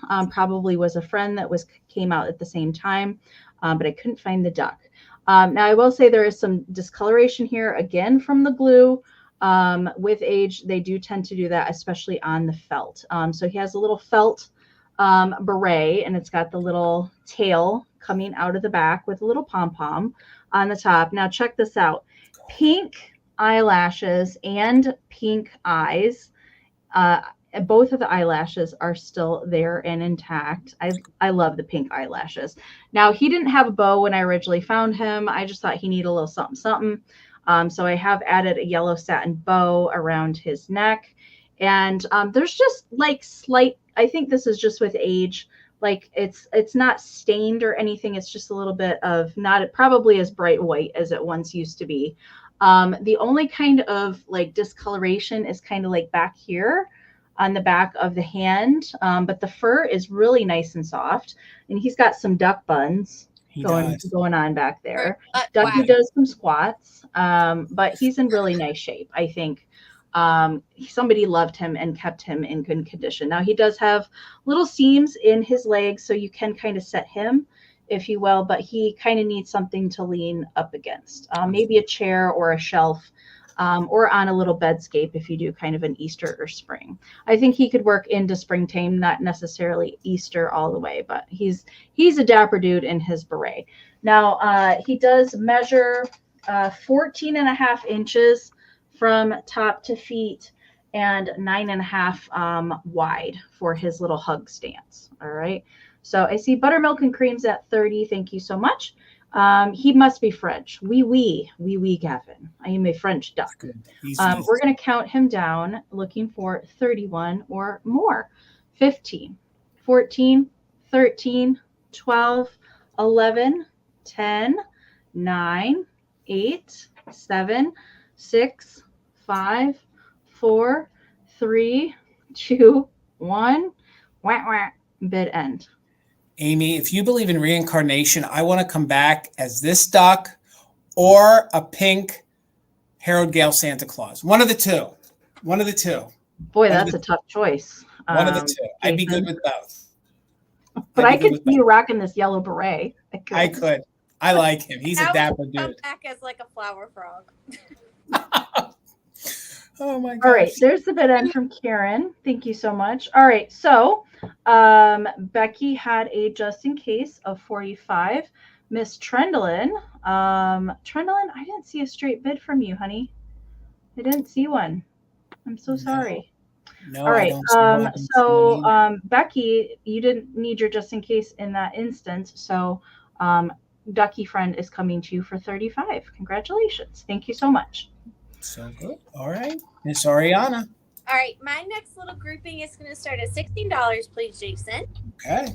First item of the grouping is one of my favorite items to find to pick up for collecting and resale. And it is a vintage jewelry presentation box. Now, you will see these a lot of times in antique stores or antique shows, and they are never for sale. Every time you ask, how much is that box? It will say, oh, that's not for sale. That is for display. So when I find them for sale, I hoard them like crazy until the proper moment. So this is very bright for summer, spring. It is a pink velvet presentation box in a very bright pink. Now, this side is gold and this side is silver. I'm not sure if that's intentional from the beginning or if it's just patina that way. And then it's got a fake pearl push button, but it doesn't actually push. It's just there for decoration. And it's got the leather button, and it is actually from I'm gonna butcher this. Belova, 5th Avenue, New York. And then when you open it, we've got a little trio of the teeniest, tiniest bunnies that you'll ever see. So here's the inside of the presentation box, and then I just put a big piece of satin ribbon in there. But I'm going to put this down and show you the bunnies. So here is the first one. It is a very, very small ceramic rabbit. Now, I will say this one does have a chip on its ear. It is a very minuscule chip, but it is right there on its ear. And this is, it is made out of porcelain, so it is fragile. And this little bunny here is it's just under 1.5 inches. So that's for the first bunny. The second bunny is even smaller. They go in graduating order. We have this little guy. He is ceramic, and he is just over an inch. Oh my God. And he is in beautiful condition. He's more of a bone china. Mm-hmm. And his ears have not been repaired. He's perfect. Oh my gosh. And Ari, that first one was a Hagen Renaker, the one that you had. He's a little Hagen Renaker. Yeah, he's good. And then we have, wait for this, just wait. Now this one I believe is plastic, and he comes in just under an inch, and he is this teeny tiny. Oh my word! Plastic bunny. He's about the size of like a Cracker Jack toy, but he is a little figurine. He doesn't have a ring around his head to wear him as a charm. He is just a very, very tiny figurine. Oh my God! And here they are, nestled for your little Easter display. If that's, you can always separate them.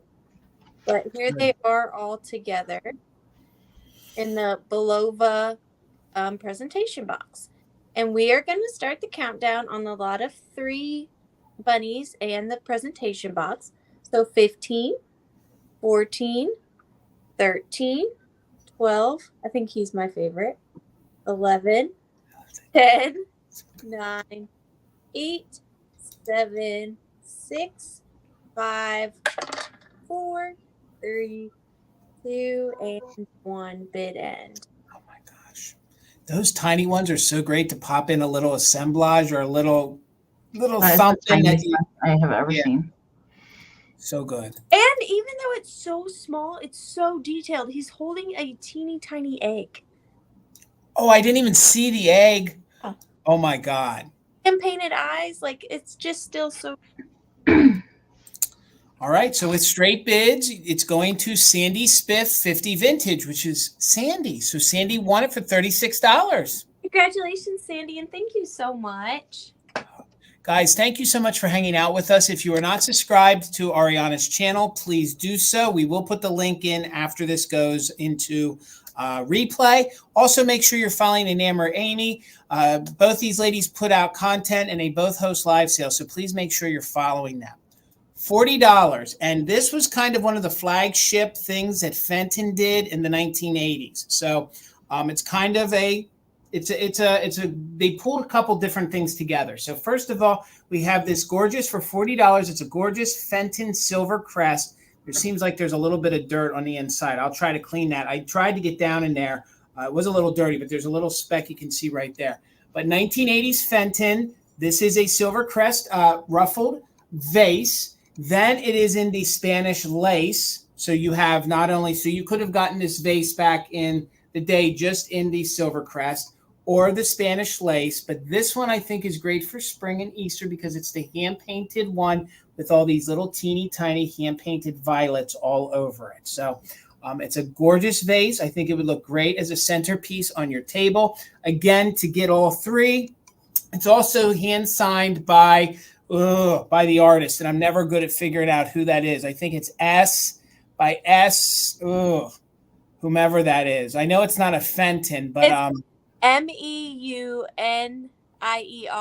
Meunier. Meunier. So some folks, if you collect that artist, that might make a difference, but it's in very good condition. The violets, sometimes with people cleaning these too much or handling them too much, can get worn off. It's a nice piece. It measures 7.5 inches tall by about 5 inches wide. So again, let me show you these hand painted little violets on there. And then the fact that in each one of the little openings in the Spanish lace, each one has its own little individual hand painted violet. And then they did a little bouquet of violets here in the center. And again, if you guys are familiar with the Silver Crest, you know that the larger vase is probably one of the highly sought after pieces. And the fact that it is the Spanish lace, which is the lace on it. I just think it's a very, very soft, very Victorian, very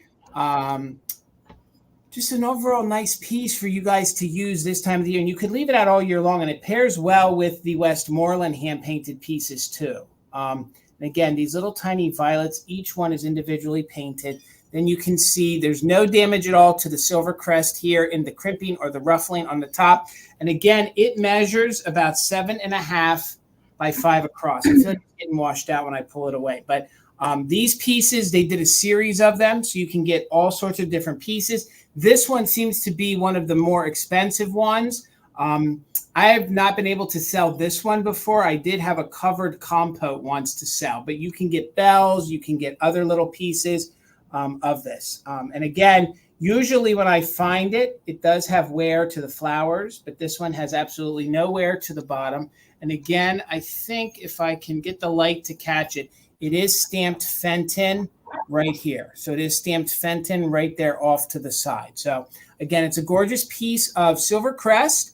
It's also the Silver Crest with the Spanish lace. And then the third part is that it's hand painted here with these gorgeous little violet flowers. And again, let me get in there so you guys can see. I just think this would be a gorgeous piece. This would be a great gift. Could you imagine gifting this to somebody? You know, bringing in some Easter flowers in this and using it as your centerpiece on your Easter table. But I'm not seeing any interest. That's okay. $40 if anybody was interested. And this is probably 1980s Fenton. Probably in the middle of the 80s seemed to be the highlight of this. But we can bring this back during the recap. And then she painted. Thank you, Gavin. She painted, and I should have checked that. Gavin actually gave me a link to the artist's names and when they painted. So that's good to know. So I was kind of close. So she would have painted this between 78 and 1985. I was so busy researching, Gavin, I didn't even use that piece of information that you gave me the other week. So again, now we can date this to that time period, but we can bring this back in the recap. And maybe some folks want to think about it, and that's okay. So we'll get you going, Amy. Don't you know, I think that the Purple Crest is just called Purple Crest. I've never heard it called anything else. Jason, have you? No. And that, I don't see that often. That's a hard one to find. Yeah. 18 for my next round, right. Jason. Okay, so I have this really cool bunny. It is candy box. I could not find him. I could not find one that looked like him necessarily. So I'm not 100% on age, but I do think it's 50s based on the label that's here on the back. And it might be a little older than that. It might be late 40s, but I think that it's at least 50s on the styling there. So it is a large bunny shaped candy box. So there's the box part in the center. Now it does have some wear. But I have never seen a candy box like this, and so I couldn't leave it behind. It's not in perfect shape. It does have some bending on it, but I think the color is pretty good. It is getting a little washed out. So it's kind of a very light, like grass green for his little waistcoat, and then pink for the bow, nose, eye, and in the ears is a little pop of pink. So there is some bending on him, but the fact that he is still in this good of condition is pretty fascinating to me. So here is where it was sold. Mrs. Cronkite's Candies in Owasso, Michigan. And Owasso is about an hour and 15 minutes from where I live in Marshall, and the net weight little foil sticker there with 8 ounces on the backside. I don't have a manufacturer on the candy box, but what is cool is that it still has the original Easter grass.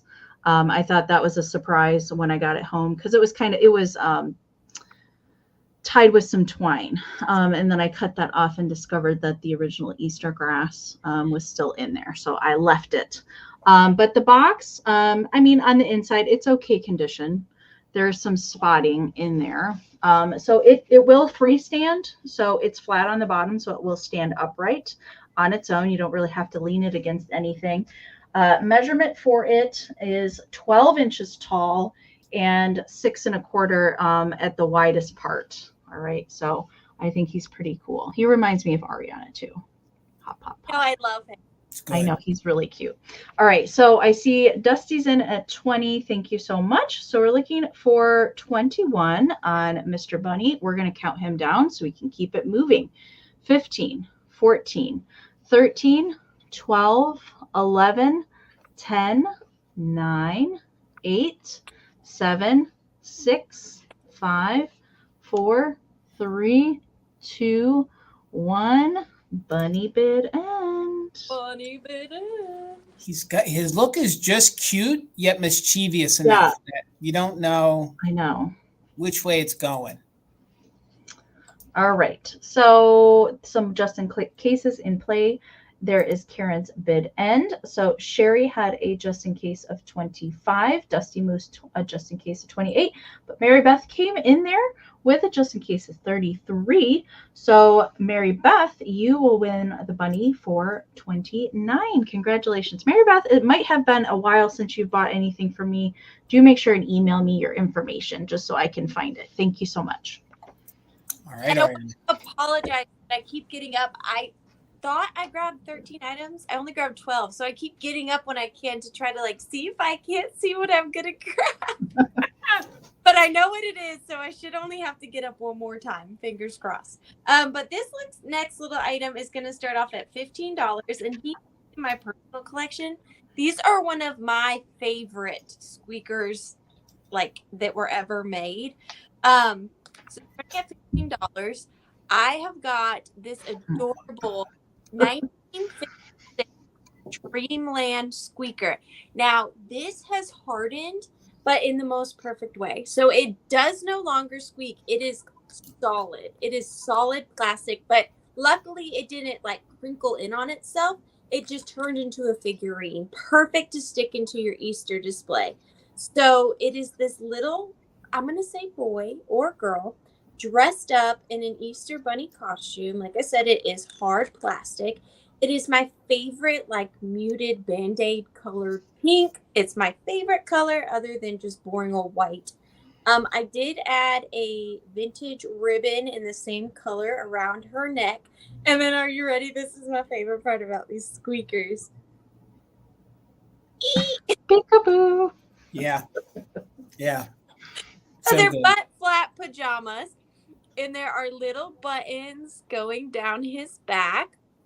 And he is marked right here is where it says Dreamland Toys, 1956.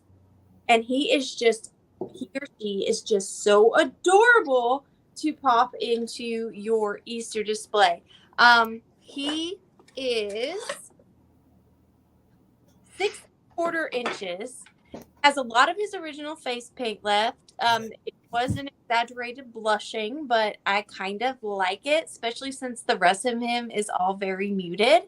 And that little detail kills me. It's such a fun, if you have this on your display, maybe you have a kitchen island and you put this on there, and then when someone walks around, it's just fun. How could you be sad at in your display? And I think the ribbon is the perfect color match, and it actually is textured. There's fur texture all over it, really finely detailed, and I just adore the bunny costume. So cute. Oh, and here's the bottom where the squeaker is, but it's solid. Poor guy. Oh my gosh. But we are countdown on this cutie patootie at 15, 14, 15, 12, 11, 10, 9, 8, 7, 6, 5, 4, 3, 2, and 1. Bid end. That poor guy looks dazed and confused now that he's got a little head trauma. He's got a little head trauma. Attention. That's a gavel. He's that hard. Oh my gosh. He just turned into a figurine. Oh my gosh. All right, there's our bid end. Shannon, your 33 did come in after the bid end, but KB had a just in case. So that means KB gets it for $30. Thank you so much. And I'm going to get up one last time and grab my item. Thank you. Right. All right. Guys, Tina found this on Thursday or Friday, so I can't take the credit for it. And we actually, when we found it, we thought of Amy, okay? Because this is something that Amy would usually find. So I do want to point out, I couldn't find any damage. But underneath both of the little rosettes, you can see glue residue, okay? And I have to believe at the factory, they wouldn't have been using glue on these little Lefton. They call these fairy or butterfly girls. So I don't know if the rosettes got knocked off at one point and then are glued on, but I have to tell you that the ceramic and the porcelain has no damage. So, but if you get in very, very close underneath each one of these little rosettes, you can tell that they've been glued. So full transparency, I don't know how they knocked them off without busting her head or her arms. So just note that. But I couldn't find this example. Amy, have you ever had one of these, like this one before? No. I mean, they apparently I've never seen one of those in the wild before, Jason. They apparently did a series of these, okay? And this is Lefton Japan. So it has its original Lefton Japan label here on the bottom, which means this is probably, you know, maybe the early 1960s, usually with that smaller Lefton sticker on it. Again, just please note, and I'm trying to show you guys, it's not going to glisten, but underneath the little rose that she's holding, there's a little bit of glue. You can kind of see the discoloration under that one, but they were glued back on. But other than that, she's in really great condition. She has these little fairy or these little butterfly wings. There's no damage to them. You can see there's like this little mauve style detailing and some pink detailing on the inside.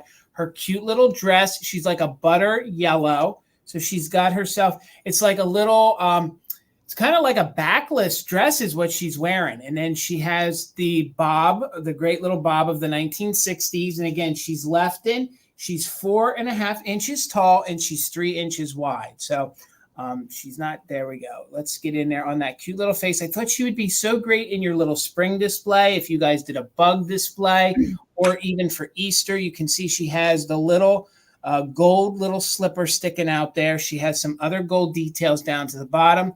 And then again, there's absolutely no damage at all to her wings. I just think this series does not come up very often. There's a blue one and then there's a pink one. So there's just 3 in the series, but I have never ever come across one of these. Remind me of like the younger versions of the fairy godparents in, what is it? Snow White Beauty. Sleeping Beauty, when they're making cake. Like this was her when she was younger. And again, I'm just trying to show you guys that you can kind of see the glossiness of the glue. Just want you guys to know, but even if you're a purist and you want one that's in very good condition, I still would rate this as a one, you know, that's no real damage. They've just been glued back on. They probably would have been applied at the factory while the porcelain was still kind of wet anyway. I don't believe that they would have been molded in her originally, but I see Daisy Girl in at 20, so we're looking for 21 or more. And thank you, Amy.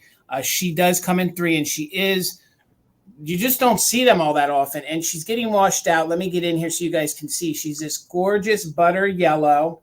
She's not like a chartreuse. She is a true like 1950s, 1960s yellow. I love the little bob in her hair. And again, if you guys collect fairies, like I think she would be great with your pixies.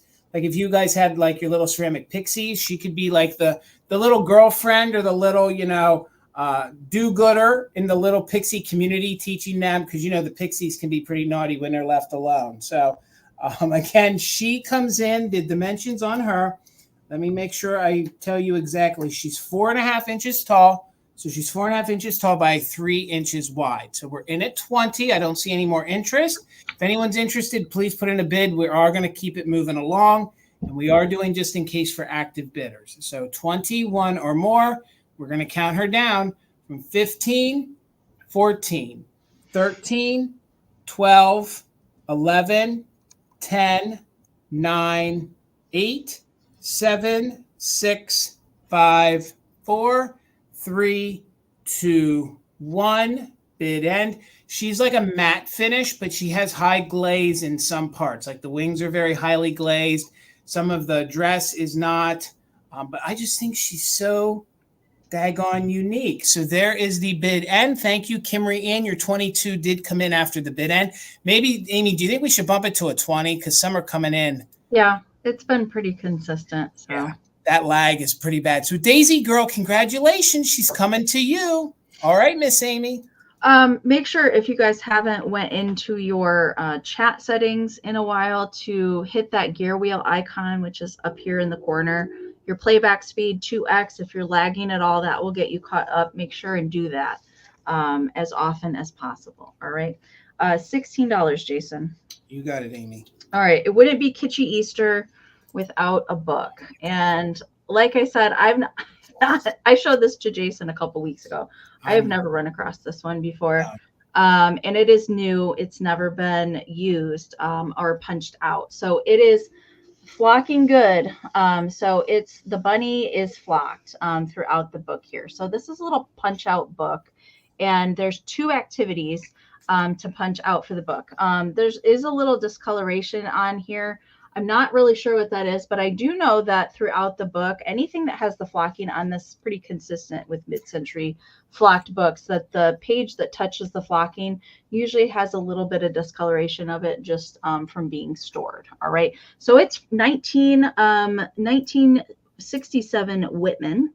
I do love Whitman publishing. So let's open it up. So there's 2 things in here to punch out. So what you're seeing on the front becomes a giant bunny centerpiece.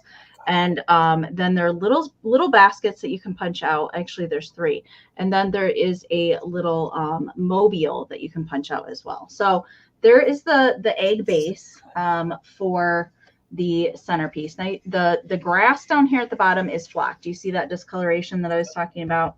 That's transferred on the other page. So that's the base. And then we'll flip the page, and here is the bunny. Oh my gosh, it's so cute. And the bunny is completely flocked. He's got a little blue beret that you can put on and a polka dot bow tie if you wish. So cute. And then we're getting into the baskets. So there's 4 Easter baskets. And anything that you're seeing on the edging here is flocked. And the handles to the basket are also flocked. So 4 little punch out Easter baskets. And then it shows you how to assemble them in the center. And then there's little eggs that you can pop out to put in the baskets. And then there is a stand here that's covered with tulips. The little squiggle line up here is flocked. Nothing else on this page is. And then the last pages in here will be the mobile that you can punch out. And there's little duckies that you can punch out for that. Super cute. And then the back page also has punch outs to complete the mobile. So these are little hangers that you hang the animals on. And then we've got a giant Easter egg. And of course the bunny is flocked. And then that shows you how to put it together. So it is completely unpunched out. I mean, if it were me, I would probably make a scan of it first and then put it together. I would want to see it put together in its true glory. I think it's darn cute. All the little illustrations in here are darling. The book itself measures 8 3/4 by 11 3/4. All right. So I'm not seeing any interest if our lag has really gotten that terrible. But I'll bring that back at the recap and we can have Ariana go. All right, man. That's good. That's good. All right, Ariana. All right. Starting at $45. Now, if you are a glass person, now is your opportune time to take advantage of my lack of knowledge and get yourself a good deal. Because to me, just based off of like feel and look and everything, this is the most stunning, well-made paperweight I've ever come across. So starting at $45, I have this gorgeous cut. It's almost like in Melifiori with the center of the daisy, but I'm almost certain that this is Murano just based off of quality. So as you can see, it's got these cut windows. There are 1, 2, 3, 4, 5 cut windows. And actually, before I talk about it, I do want to show you. It's got right here a couple of scratches where it's been bumped up against something. I want to point that out first and foremost, okay? So right there. And then also around the rim, there's a couple flea bites just from it being on a table or something. But as far as scratches and affecting the clarity of the paperweight, that's not existent.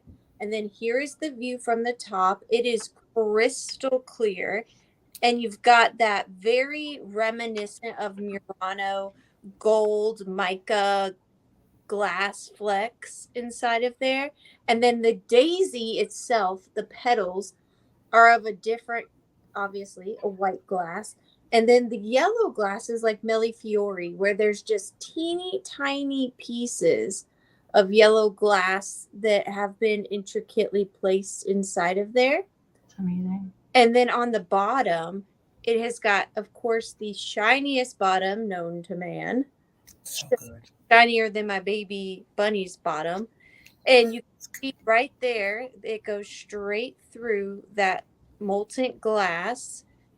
And then they've cased it off. And see how it's kind of cased at the bottom. And then polished it within an inch of its life. It is very heavy, extremely well made. Now, I may not know a lot about glass, but I know when you just know when you feel good quality glass, and you can just see the quality of it. I mean, the transparency, the workmanship, the even petals. I mean, it is just absolutely spectacular. And it is not a chintzy paperweight. This is kind of like a sculpture to me. It is 2.5 inches by 3.5 inches. Now, I did try to look it up. I didn't find this exact same one, but the ones that are cut like this tend to be a little higher up there in value and just craftsmanship, because you think they have to polish. They have to cut and polish all of these little pieces. And I think this might be a really great deal for somebody if you know glass and maybe you can figure out the artist. I did not find a signature, but it is just amazing. And can you see that glitter in there? It's good. There's not even any inclusions in it, not even any air bubbles, not even nothing. That is top-notch glass right there. It really is quite stunning. But I see Kimmery in at 46. Thank you so much, Kimmery. We are going to start the countdown for you, dear. It's kind of like a little terrarium, you know? It is. I've never. 15, 14, 13, 12, 11, 10, 9, 8, 7, 6, 5, 4, 3, 2, and 1. It end. It's an amazing piece, Ariana. It's gorgeous. It's even prettier in person. It's good. Thank you, ladies, so much. And I apologize for my lack of knowledge. Your eye is all that matters because you found that, and that's good. So Kimmery Ann had a just in case of 55. Lisa Day had a just in case of 57. So it's Lisa's for 56. Thank you so much, Lisa, and congratulations. It's a real nice piece. All right, guys, $8 choice. $8 choice, and I have some antique ephemera, okay? This is different. This is different for me. I came across a couple of these original Life magazine covers, okay? So each one of these is original, and I'm selling it more as something that can be framed, okay? It's not the full magazine, it's just the cover. I couldn't even find some of these covers, let alone the magazines, to even get comps or figure anything out. But they are original. They are two-sided, so you do get a advertisement on the back, And this one, I think, is one of the most unique ones I've seen. I was trying to do some research for the year and what was going on. If it was the women's movement in the early 1900s, which this one is from March of 1902. This one does depict the Easter, and it is a Victorian woman. They did give her wings and a muff. I was trying to find out the significance behind it. I couldn't. Although I did find out that this picture has been used a lot in different forms. So folks have made shirts out of it. They've made other things out of it. I was trying to see if this actually signified the women's movement. The only thing I could find out was that this depicted the women being at peace with what they have struggled for their independence and their equal rights in the early 1900s. That's the only thing I could find out, what life was depicting at this time. So if someone else knows, maybe you could let us know in the chat. But each one of these, I have 3 different ones. They are antique. They are Life magazine, and I thought they'd be very nice framed. So they're each about 10.5 by 8. So this one, like I told you, is from March 27th of 1909. So this was the cover of the magazine that year, that month, that year. Here is the back of that one. So that's your first choice. Your second choice, I thought I brought some that were kind of springy. This one is your June of 1906. And this is like a courting couple, and they call it gushing. So this one is called gushing. We have this fun little couple. She's so into him that she's spilling and gushing out her water all over his feet. So until this very moment that I've learned about myself that apparently I don't like the word gushing. I can't say that I'm a big. I mean, yeah, but I'm sorry that's. We'll just call it. No, it's like I love to hate it, you know? Right. There are some like sometimes the word raw. I don't like the word raw. Like I don't. Fork. You say fork enough times, it starts real weird. Right. This one also advertises pipe tobacco here in the back. So if you're into that, I'm not seeing any interest, and that's okay. I will move it along quick. I just want to show you all 3 of them. So you have 3 to choose from. They are original Life magazine covers, okay? I don't know that I could find a full magazine. Now, this one has a specific artist here on the front and is known for this style. This one is from May of 1908. So it's May of 1908. And I actually did research on the artist here. Hold on here. The artist is Charles Cole. Charles Cole, he was known for one of the first artists to create a woman's form, more flow in this whole Victorian movement. It was more of him showing the hourglass shape of a woman's figure, which was not always done at that time because they all wore such big flowy dresses. So in the early 1900s, he was one of those artists that was kind of ahead of his time, and he was known for using a lot of negative space and filling it with other things. And this was his technique that if you see, there's no real official lines on the dress. It's merely her floating with the polka dots, but it gives her a complete silhouette of her entire body. And she's, of course, feeding the chickens. So this one also on the back, this one advertises tires and some other different things. But look at the automobile there on the back. So again, you will be picking choice. So I see Christy in at 9. And again, this one will be, we will call chicken. So this one is chicken. And this one is actually signed by the artist. And this one is from May 28th of 1908. And these are real covers from Lifetime magazine. And then this one is called, y'all can just read it. So it's called that.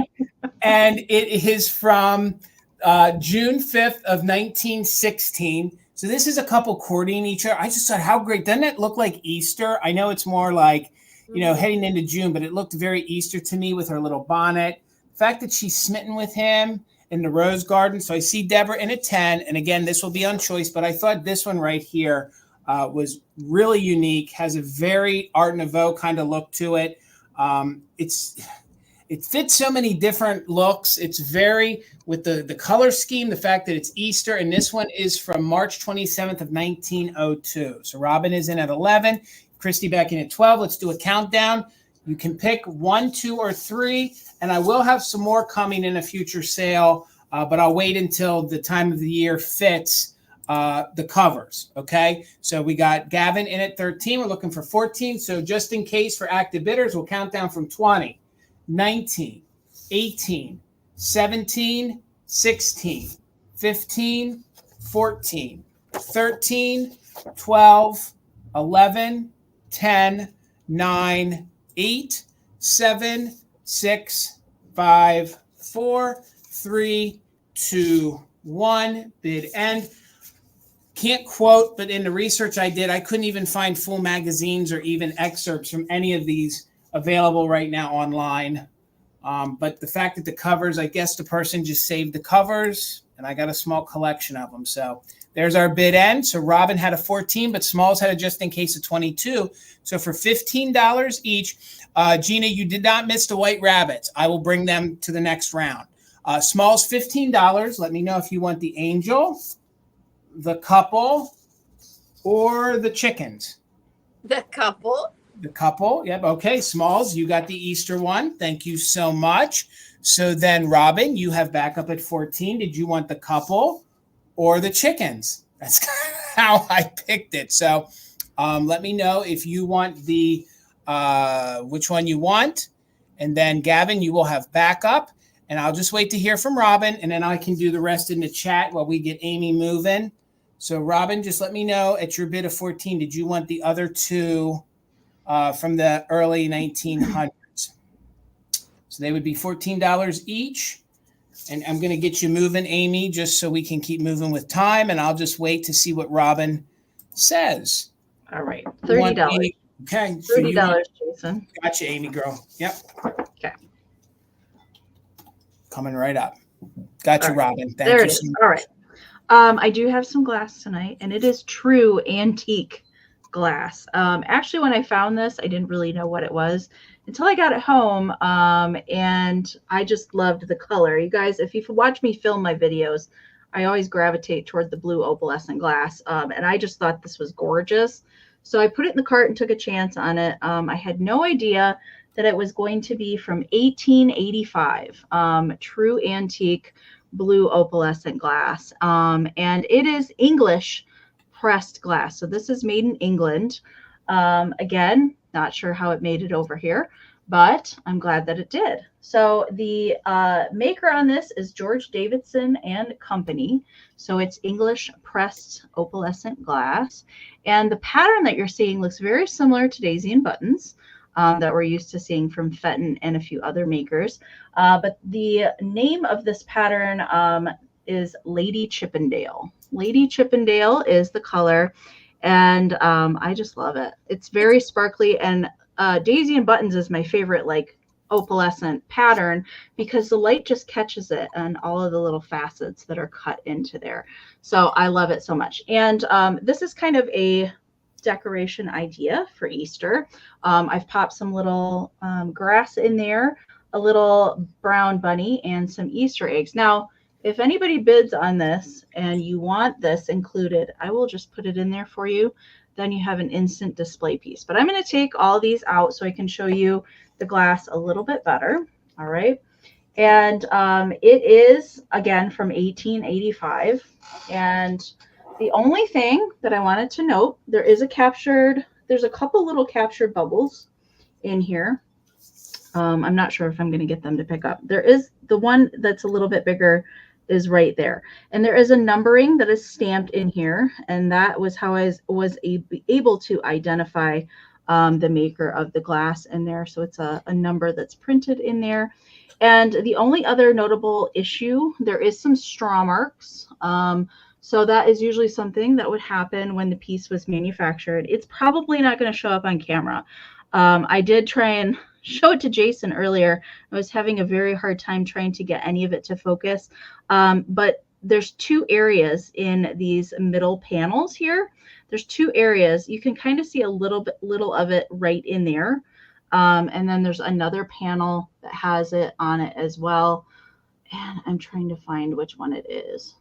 There's two panels that has the straw marks. I think there's two of them that are next to each other.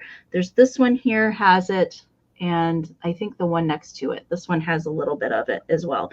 It really doesn't focus, and I cannot feel it on the inside of the glass. Usually, you know, when it was pulled out of the mold, sometimes it was a little bit more stress on the piece, and that's what would cause the the little marks to appear. Jason, do you have anything else to say about straw marks that I didn't cover? No, basically straw marks because it's pressed into a mold. When the mold starts to wear, that's what happens. And it happened more so because back in this Victorian era, the molds weren't as hardy as they were then in the mid-century. So straw marks did occur because they were putting out piece after piece. And it was so hard to make the glass back then that some of these imperfections, they just turned a blind eye to because it was just accepted, because making the glass was not as easy as it had become into the mid-century. Right. Okay. The opalescence on this is so good, Amy. Like it's so it's really not even doing it justice on camera. I will say it's gorgeous in person. It's probably the prettiest blue opalescent piece that I've ever been able to come across. All right. It's right up there with Fenton and Fostoria as far as opalescence goes. All right. So measurement real quick before I count it down. It does measure 5 inches tall and the widest diameter is 5 3/4. It is pretty. And again, it is Davidson English press glass. So it is from England, 1885. And if you win this and you want all the Easter goodness in there to pop into your display, I will include it for you. All right. We're going to count it down. Robin's in at 33. We're looking for 34 or more. 20, 19, 18, 17, 16, 15, 14, 13, 12, 11, 10, 9, 8, 7, 6, 5, 4, 3, 2, 1. Bid end. You did such a good job, Amy. Everyone loves it in the chat too. It looks gorgeous. And I forgot to show that yes, it does fluoresce green in there too. So good, Amy. Oh, by the way, it fluoresces. Oh, by the way, it fluoresces. Sorry. Wait, there's more. Afterthought. All right. And I even had the dang flashlight sitting right in the middle of the table so I wouldn't forget. And I did. All right. There's the bid end from Karen. Thank you so much. All right. Miss Gutierrez had it just in case of 45. Robin had it just in case of 61. So Robin's going to take it for 46. Congratulations, Robin. Just let me know if you want the bunnies and the eggs and the grass, and I'll pop it in there for you. Thank you so much. All right, Ariana. All right. Starting at $16, we have another one of my assemblages. So do these things go together? No, not necessarily. Do they in my head, in my world? Yes, absolutely. So I have this vintage. Oh I love it. I love it too. I love it. I'm in the kitchen mid-century and I want to put that in my house. Like, yeah. So I have a lovely 1950s Rochester Franch, Franch wooden shoe mold. I love the patina and wear on this. It is right up my bowling alley. I love it so much. I think at some point it would have articulated. I don't know why it doesn't anymore or if it ever did, but I think it may have. Oh, there we go. You can bend it. There, I made it a little flatter. Let me try a little bit more. All right. So it is a beautiful wooden shoe. And look on the bottom. It's got a metal heel on it. Good. With nice old nails. And I love the simplicity of this. This look right here is just reproduced like crazy, but this is an original, you know? I just love the looks of it. And then what I did was I had vintage green. These are vintage pipe cleaners, and I wrapped them around because this is just kind of like a standard silver modern ephemera holder. And there was a hole already in the shoe, so I just faceted it in there. And then I had this little large bouquet of vintage millinery flowers. You're getting all the bundles. So there's probably about 10 individual bundles in there, but I just put them all on there. But if you wanted to take them off and use them in a craft, you could do that as well. The top here, we have 2 antique Easter ephemera pieces. We have this teeny tiny card that says, "Bright be your Easter," and it says "Auntie" in handwritten right there. And look, it was mailed just like that. Oh, my word. Just like, not in an envelope or anything. And then this one says "Easter greeting." And I love the colors of it. I love a muted moment. And this one was posted. I can't make out the year. It's 19 something, probably pretty early. I would say no, later than 1915 or so. And then you're getting both of the cards. And this is affixed to the shoe, but I'm sure if you pulled hard enough, because it's just hot glue, that it could come out if you just like the shoe. But it is coming with the 2 antique ephemera pieces, the vintage pipe cleaner, wrapped ephemera holder, the millinery flowers, and then the wooden shoe. Amy, I feel like you're doing the same thing as me. You're looking at that thing, and there's $20 worth of millinery flowers on that assemblage. No, that is not what I was thinking at all. No, I'm looking at the whole thing, but I'm like, there's $20 worth of flowers on here too. Like, I mean, it's a good bunch of flowers. Don't get me wrong. But that's not what I was thinking. No, I was thinking like Ariana thinks of the most like unique and interesting things to display ephemera. Like not in 100 years would I look at one of those and think, yeah, that'd be a great ephemera holder. Right. Never ever. So that's amazing. Well, it had a hole and I had a stick, and voila, you know. All you need is a hole and a stick. Came together. Hey, Amy, that's what makes the world go round. That should be a new T-shirt. Please don't associate that with me on a shirt. Yeah, I'm not feeling comfortable with a hole and stick and a shirt. And yeah, I'm not. Look, I already got Desmiones. I don't need hole and stick. Like, we're done. We're going to count this down. 15, 14, 13, 12, 11, 10, 9, 8, 7, 6, 5, 4, 3, 2, and 1. Bid end. I just love the colors together. Mm-hmm. So, like, really good. Yeah. I know that bright colors, like you and Jason, bright colors kitsch, like that's so you. But this, the like undertoned, muted colors, I just love this together. Yeah, I'm with you, Kimmery Ann. I can't say the word, but I'm with you with what you're saying. Yeah. And no. All right. So with Robin's just in case, Melissa came in with a straight bid. So Melissa Black gets your assemblage for $42. Awesome. I swear, no funny business better happen, or I'm leaving. I'm leaving. What? No taking those millinery flowers off and using them for anything else but that assemblage. Thank you, Melissa. All right. As promised, I'll bring my bunnies. $10 choice. Guys, you don't know how hard it is. Well, maybe you do know how hard it is.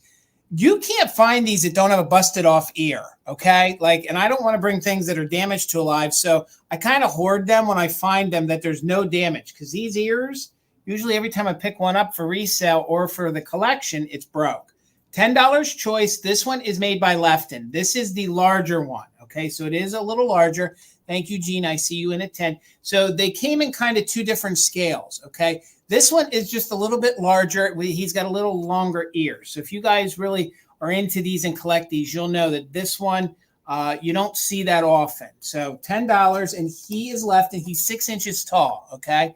So very good condition. There's no major issues, maybe just rough spots, but no major chips that I could find to the ears. And again, I think these little Lefton guys are so cute. There's remnants of where the Lefton sticker was right here. But when you hold it under the light, you can see the outline of it. Plus, with the numbers on the bottom, you can verify that that is a Lefton. So we're looking for 11 or more. This little guy here is in very good condition, but he has some rub marks. He is a Napco. So again, these are 2 that you don't often see when it comes to these bunnies if you're collecting them. So I can't call these chips. I have to call them rub marks. So let me see if I can find them all where they were at. Where are your rub marks at, Bunny? Here it is. It's right here on the tail. So there's like a little bit of the glaze that came off. So maybe that would be a chip, but I'm calling that a rub mark. There might be 1 or 2 little rub marks on the top of his little ears, but they kind of copied one another. So they do work well together if you collect the Napco, but almost every ceramics company, well, I shouldn't say every, a good majority of them made some sort of more realistic rabbit figurine and sold it. So Napco, Lefton, I just had Norland's had some, maybe who else would have had it? I don't know. Maybe Napco. God, I don't think Norcrest did it. But no matter what, they all kind of match each other and look good together. So looking for 11 or more. Let's do a countdown. You can either take the Lefton or the Napco one or take both. So we'll count down. If anyone's interested, put a bid in. And Gina, if you had your heart set, maybe use it just in case. So we'll move it along quick here. I just see Kim, but let's count it down. 20, 19, 18, 17, 16, 15, 14, 13, 12, 11, 10, 9, 8, 7, 6, 5, 4, 3, 2, 1. Bid end. Again, this little guy, I don't see that often, and I don't find the Napco ones that often. Doesn't mean in your area. Maybe you guys see them more than me. And anytime I find one, boom, it's got a chipped ear. So, or a broken ear. There's our bid end. Thank you so much, Karen. Thank you, Kim, for helping us tonight. Gina, at $12, let me know. Did you want the Lefton or the Napco? Lefton or Napco? All right, they're both yours. All right, we're going to keep it moving here. All right, Miss Amy. Thank you. All right, 16, Jason. What did I do something, Ariana? Oh, I just had a question. Speaking of ears, what do you call a bear with no ears? Oh, gosh. A buh. Yeah, because the EAR. I got you. All right. Okay. Thank you for that entertainment break. We need the dad jokes every once in a while. We do. Oh my God. All right. I have this is a Rempel. For those of you that collect the Squeak toys or like the older toys, this is a Rempel. This was a find out in Iowa, and I'd never run across him in the wild before. So of course I had to bring him home with me. Now he is not in perfect shape. All right. He does have some wear to him, and he is starting the process of maybe like his head is supposed to be up just slightly. All right. It is a little, maybe it was how he was stored, but there's a little crack. And you can see that, ceramics get crazing, but sometimes in the rubber Squeak toys, they can develop that on the surface as well. And he does have crazing going on him. And I really liked that. I didn't mind it so much that he wasn't like in perfect condition. I like that he has that wear to him. Now, his name is Mr. Squawker the Duck. Mr. Squawker the Duck, that is his official name. And he's from 1956. So he's a little bit later. Rempel Squeak, they started in the 40s, but he's from 1956, not 1957. And his squeaker would have been metal, and it's inside there. Okay. The squeaker's inside the Squeak, and he is stamped Rempel right there. And like I said, he does have wear to him. But I think his colors are still very nice and bright. A lot of times with these Rempel Squeaks, if they did have color, they just totally fade out over time. So the yellow, the red, and the orange is still nice and bright on him, I think. So he's a larger one too.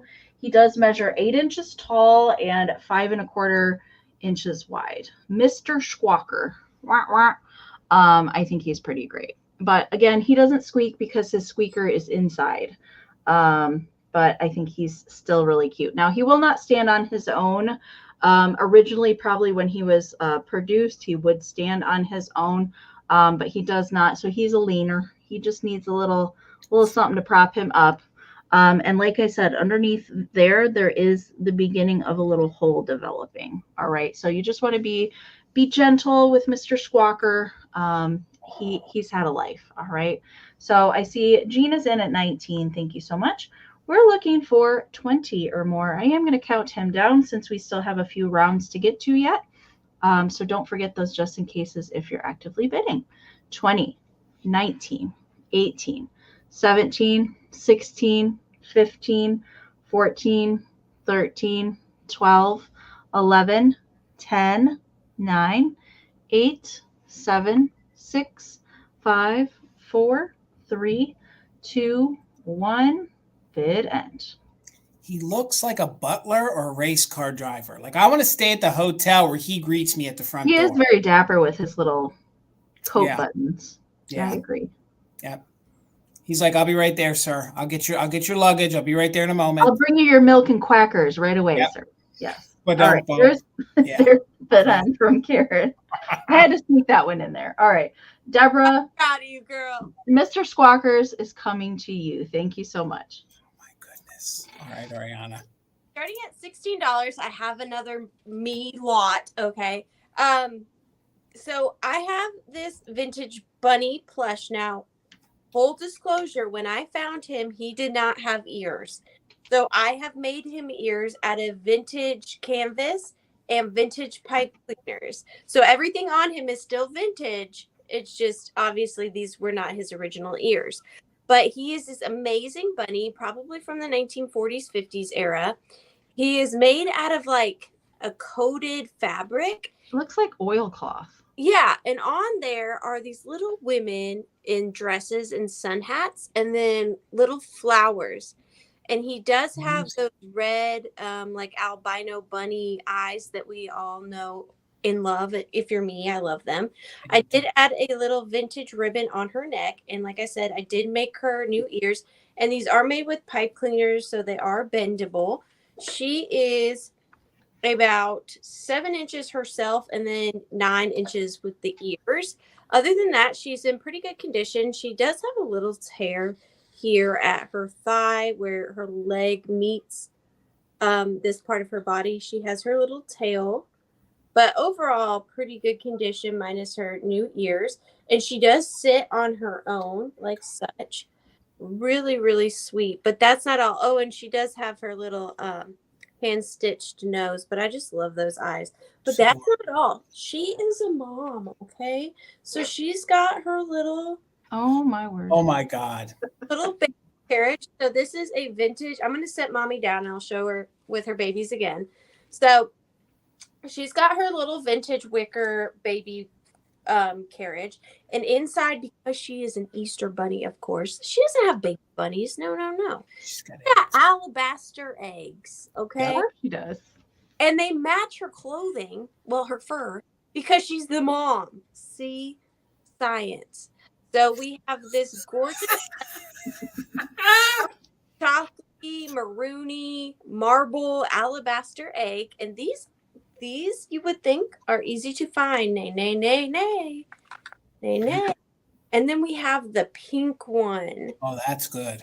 Yes, it's pink and orange and fiery. And this one has its original sticker on it. So you are getting 2 of the alabaster eggs. And then you're also getting a little vintage hanky with a little like fleur-de-lis style design. And that's just really to keep the babies warm, on their walk.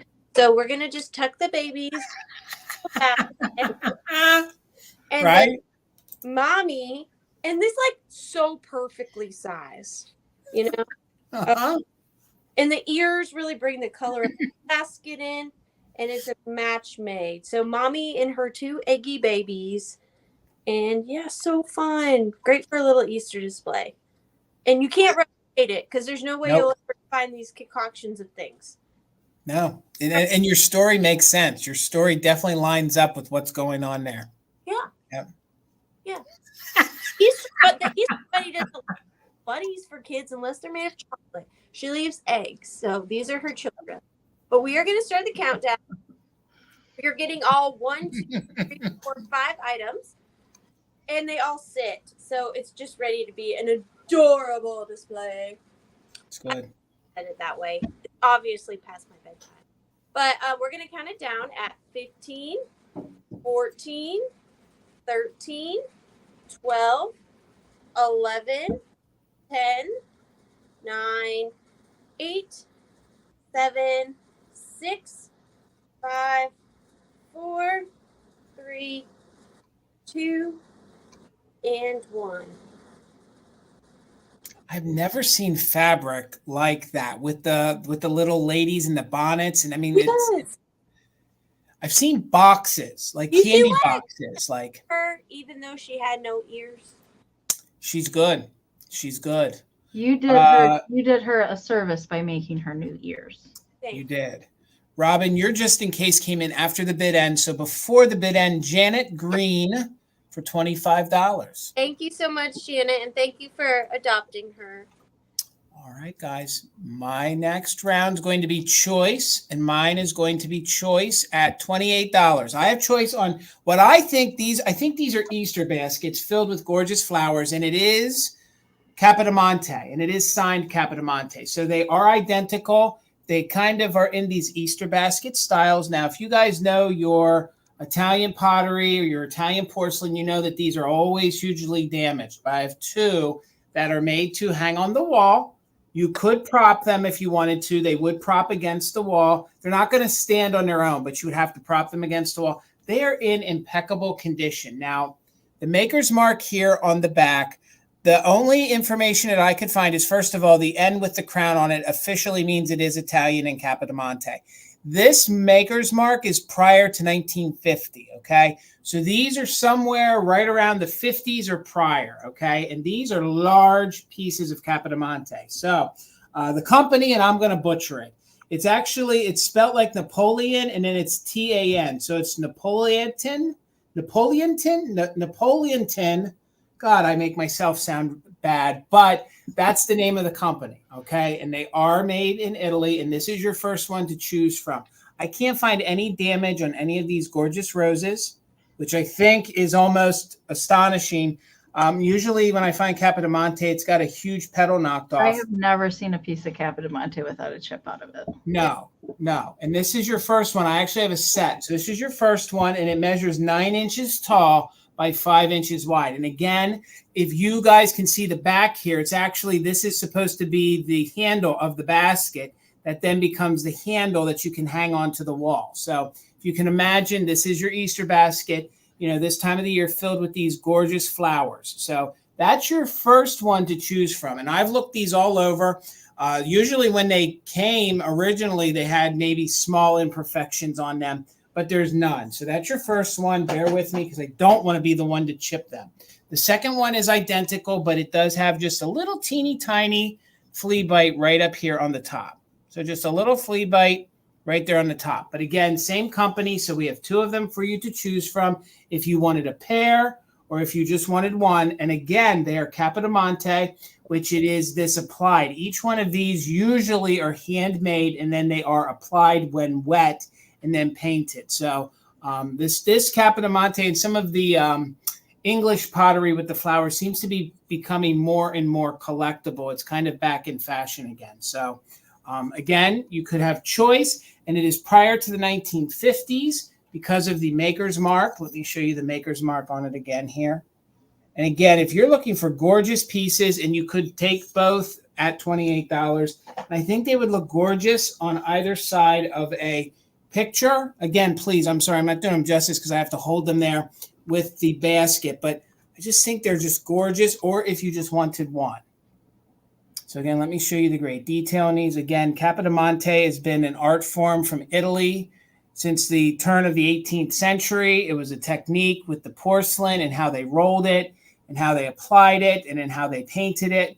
And I just think they're gorgeous. So $28 choice. Again, they measure just about 9 inches tall by 5 inches wide. I'm not seeing any interest. I don't know if our chat stopped or folks aren't into the Capodimonte. That's okay. But they would be $28 choice, and we're going to keep it moving because we have some more rounds, and they will come back in the recap. So bear with me while I sit them down. I don't want to be the one who breaks them. And we will get you going, Amy. How much? 14, Jason. 14, okay.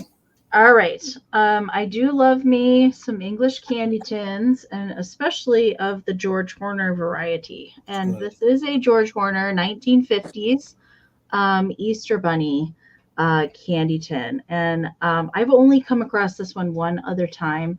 And I just love how cute the bunny is on here. And he's got a big old polka dot egg, 2 polka dot eggs, which apparently now that we know, we've learned here tonight that there will be bunnies inside of those eggs. And I love the tiny little daisies that are scattered in there. And then the daisies continue all the way around the edging there. Super cute. So it would have had a little paper label here with the ingredients listed for the candy. It's marked in several locations, George Horner, made in England, candy tin there. And it's in pretty good shape. There is one tiny little dent up here on the top edge. I think you can see that there's a little divot right there, but very minimal wear on the cover there. And it is embossed. The little bunny is embossed on there. And you can see the embossing from the inside. The tin is very nice and clean. Usually the back of these tins is where the wear is, and it's really not that terrible. It might be the best one that I've seen on the back. There's just right here in the middle, there's a little bit of scratching and wear, but nothing terrible. And I've talked about this before. The bottom edge of these tins is flat, so they will stand on their own. So very easy to add some height to the back of a shelf or something like that. Very easy to pair, with something else for Easter. Or you could fill it with some goodies and actually give it as a gift. So measurement for the tin is 6 inches tall and about 4.5 at the widest point at the bottom. All right. So you see Miss Sharon's in at 16. Thank you so much. We're looking for 17 or more. I am going to count it down. 20, 19, 18, 17, 16, 15, 14, 13, 12, 11, 10, 9, 8, 7, 6, 5, 4, 3, 2, 1, bid end. I don't know that I've seen one this clean in a long time. It's like new.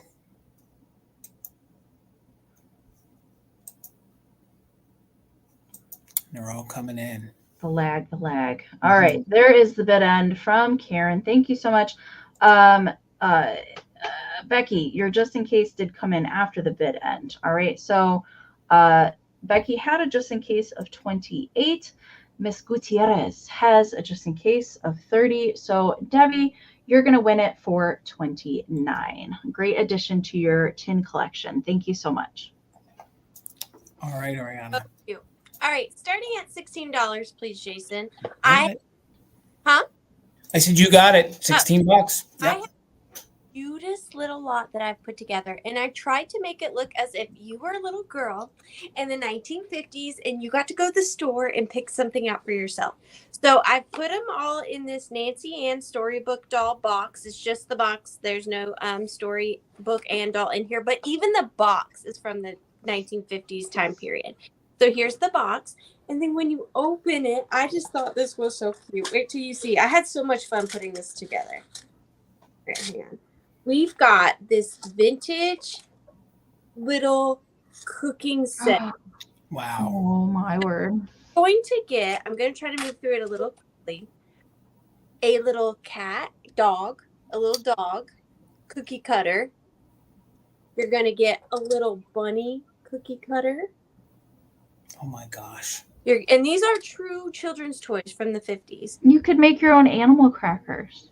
Or if you have a little kid or a grandchild, maybe they have an easy bake oven. Have fun. You could do it with them.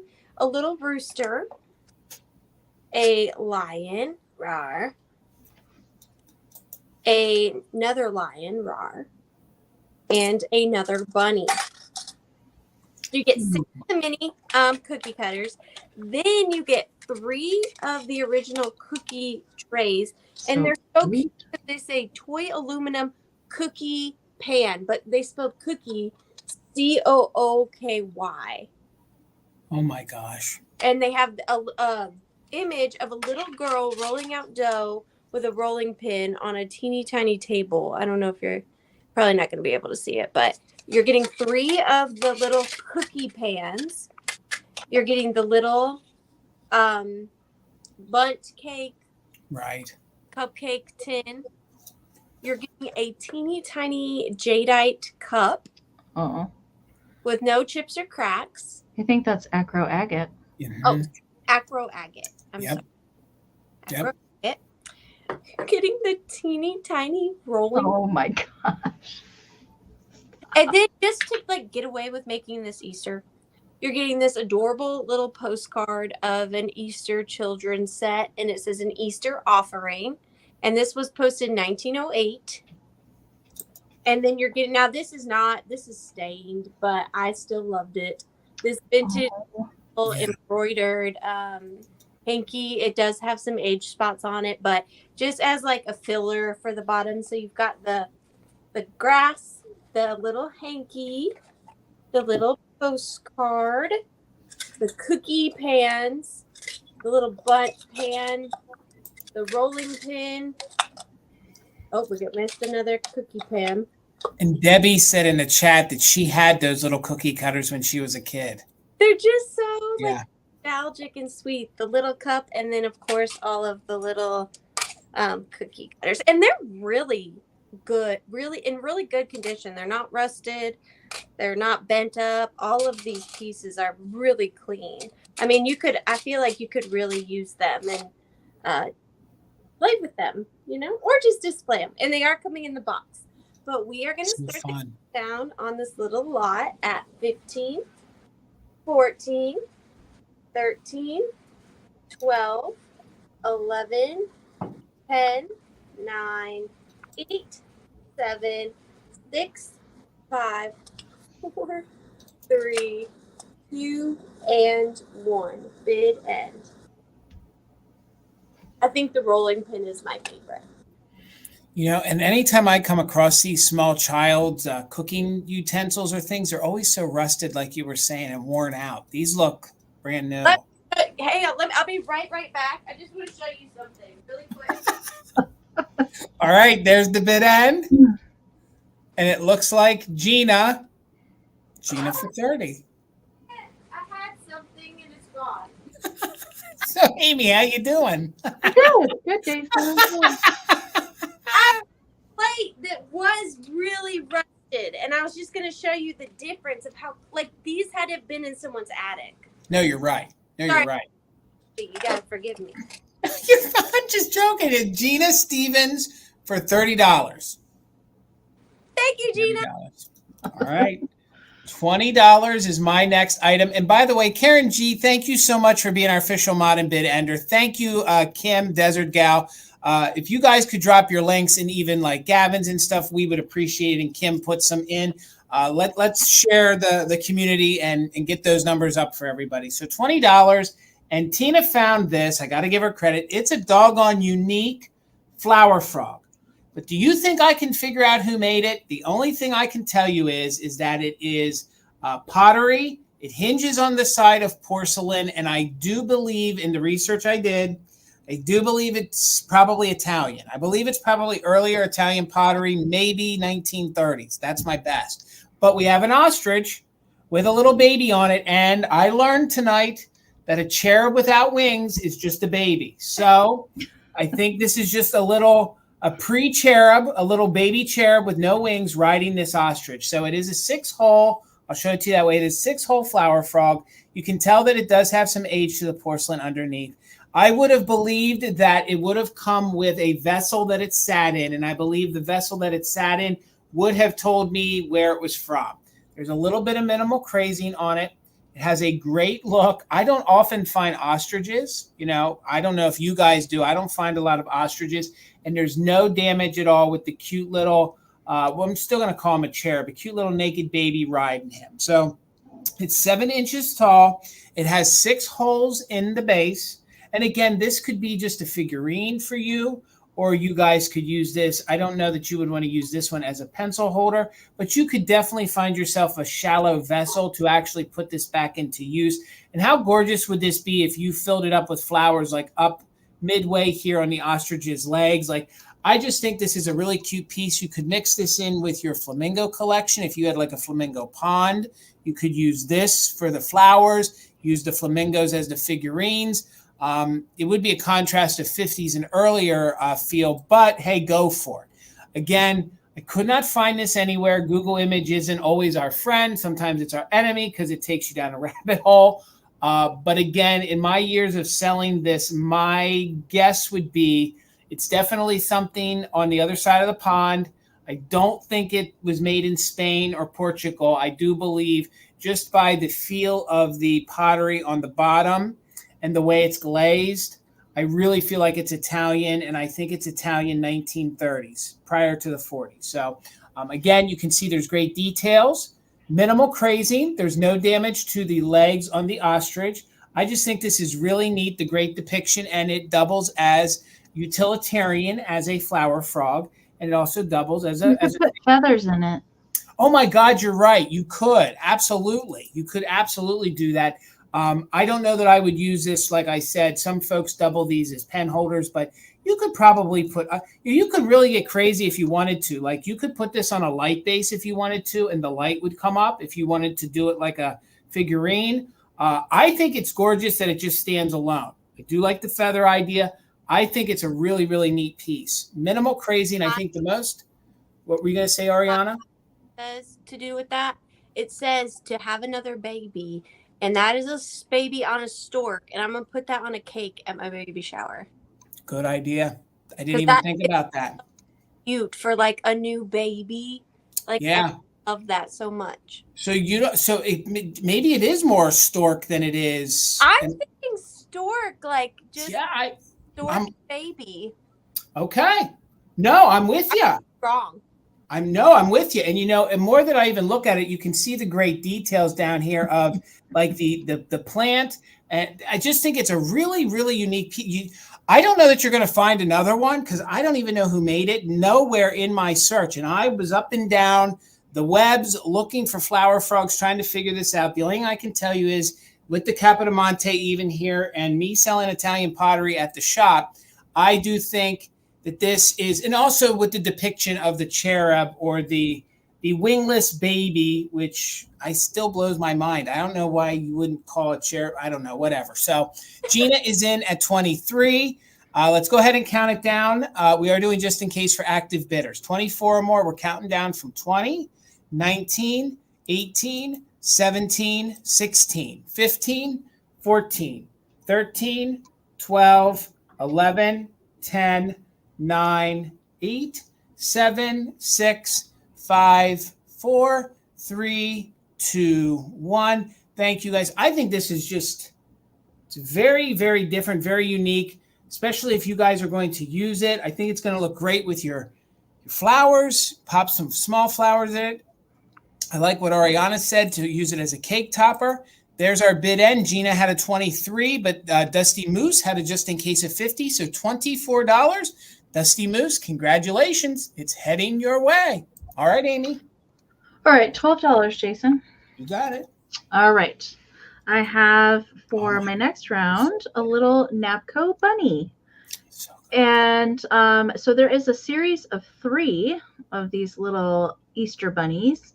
And they all have little different colored birds up on their head or in different places. This one's got a pink little birdie just chilling out up there, and little flowers, and then a little basket of Easter eggs. Now, I will say that there's a little paint loss on the pink egg there. It just kind of looks like it's maybe a tie-dye or a speckled egg. But there is a little paint loss on the pink. So the pink is cold painted. The pink, blue, yellow is all cold painted as well. So most of the paint is really good condition. And she does have kind of magenta pink eyes. And then she does have foil sticker there still present on the bottom. So there is 2 other bunnies in a little bit different pose and different colored birds. And then she's got her little tail on the backside. So she's not a high glaze. She's more of that satin finish for the glaze there, not that high gloss. But queso is very helpful right now. Queso loves. Can you see the cat ear? Yes. Measurement for the bunny is 3 by 3.5. So it's not a super large figurine, but I think she's darn cute. Of course, I like the lashes. That's probably my favorite part of that. So there's no chips, just a little paint loss on the egg there. And maybe there's a teeny tiny little pinpoint of paint loss I'm seeing on the top of the bird's head. But really nothing else going on with her. I think she's darn cute. I wish I had the other 2, then I would just do the set of them together. But I just found her all in her lonesome. So I'm not seeing any interest in her, and we'll hop on over and bring her back to the recap so we can keep it rolling. I just found that, Amy. They are so hard to find. I love the glaze, that matte satin stuff. Yeah. All right, up next, I have just a little thing, but It's a little thing that has my heart. I think it is so precious. It's starting off at $14, and this is a perfect example of a way to use a brooch that you might not have thought about.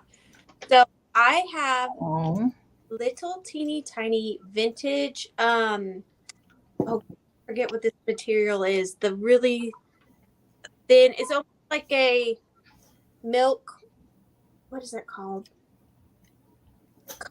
Cottage cheese, not cottage cheese, cheesecloth. Cheesecloth. Yeah, it's almost like a cheesecloth. And it is just this vintage, probably 1940s doll dress.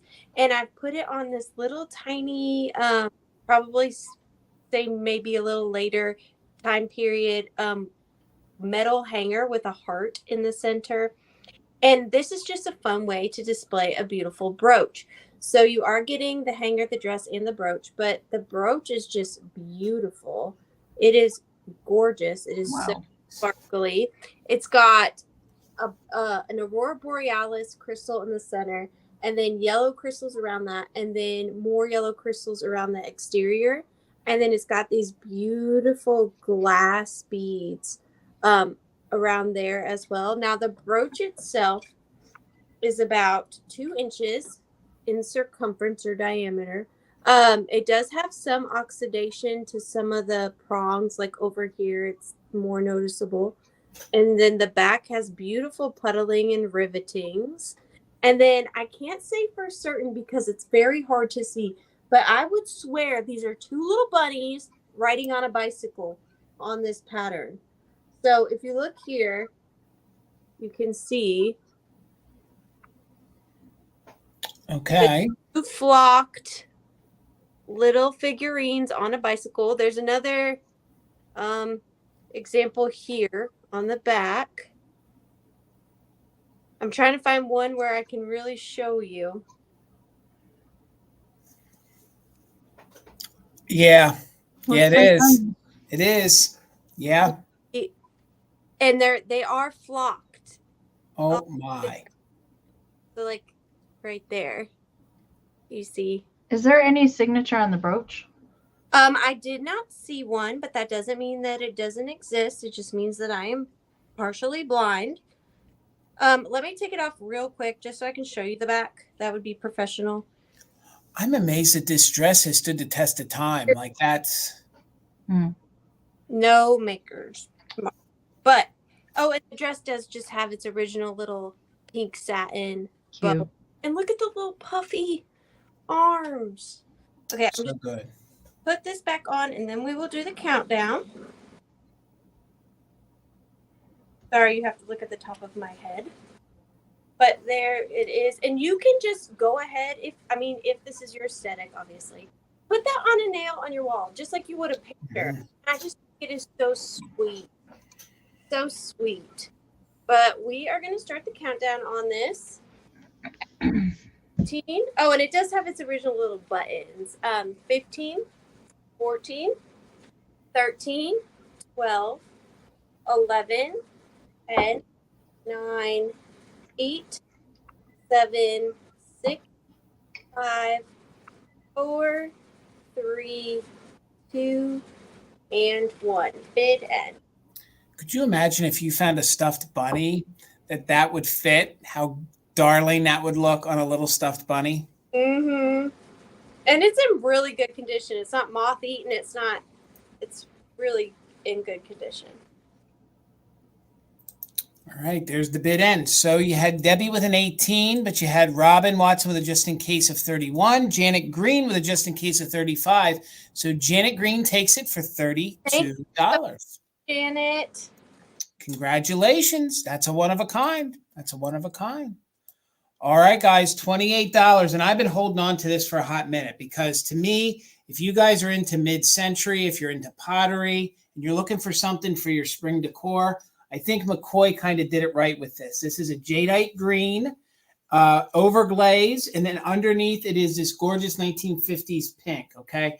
It's a very mid-century style vase. It's in very good condition. This is actually, the pattern is called the brocade, and McCoy started making this in 1956. So they started making this in 1956 and continued through the 1960s. There are no chips. There are no cracks. If you guys decorate in 1950s decor or mid-century, I think this would look great.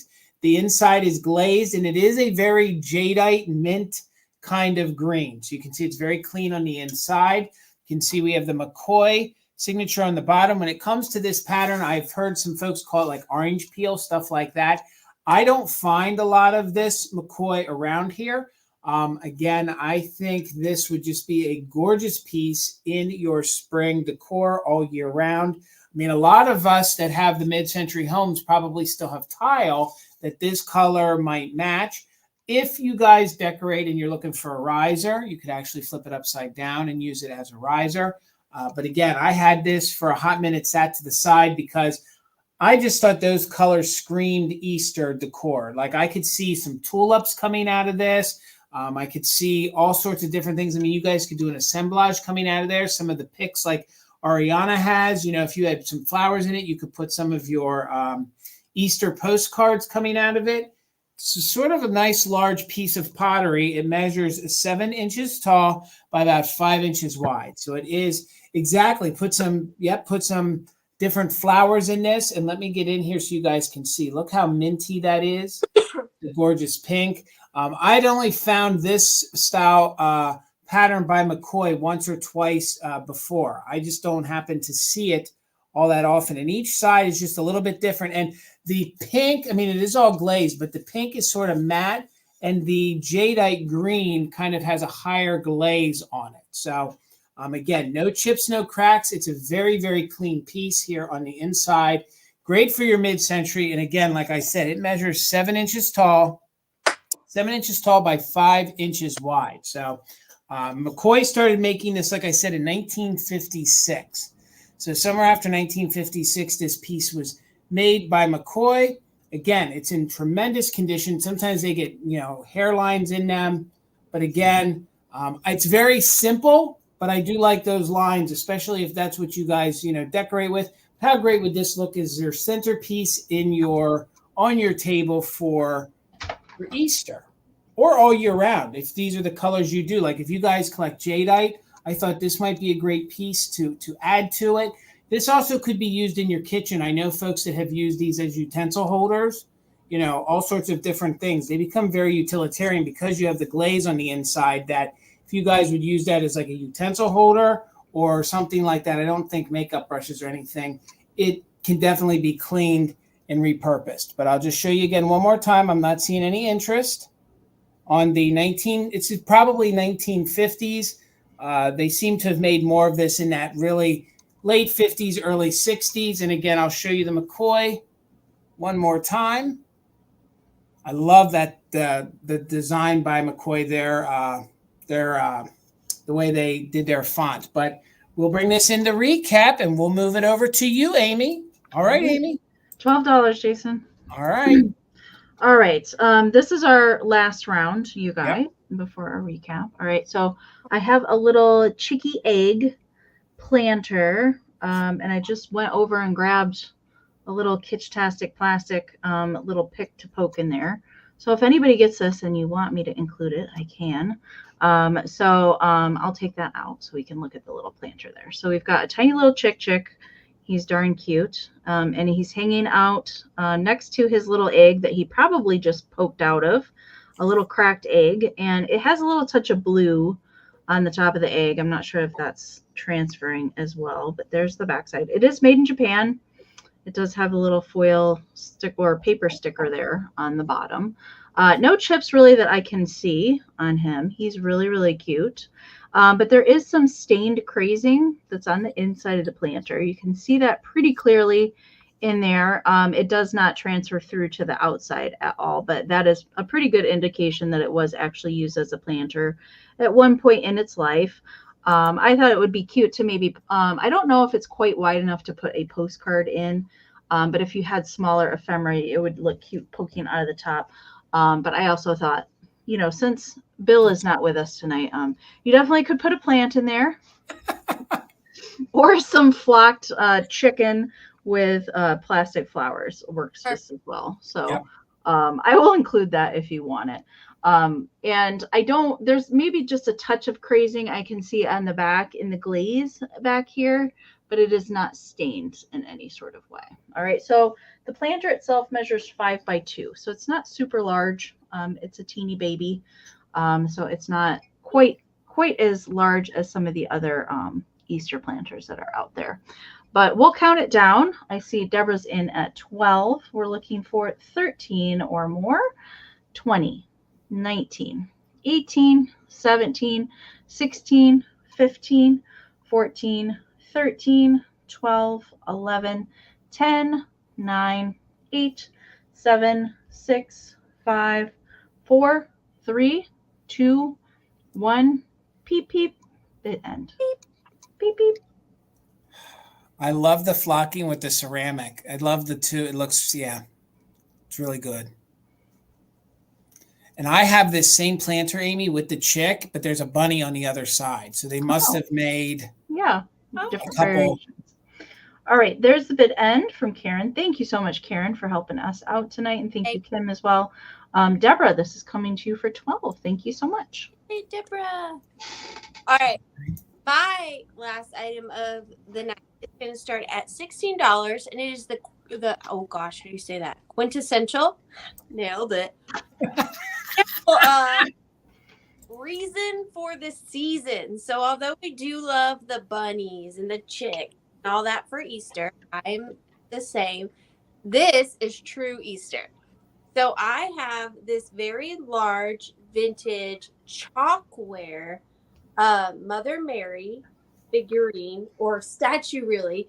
So she is completely Chalkware, and for her being Chalkware, she is in insanely good condition. So I will give you a close-up of her. She is definitely older, and with Chalkware, it usually by this time is just shattered.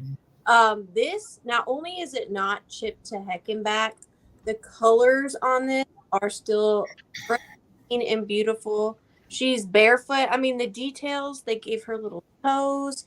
The draping of her dress is just amazing. The color, the airbrushing. And Chalkware back in the day was pretty cheap. So when you find these pieces, usually the quality is pretty poor as far as sculpting and coloring.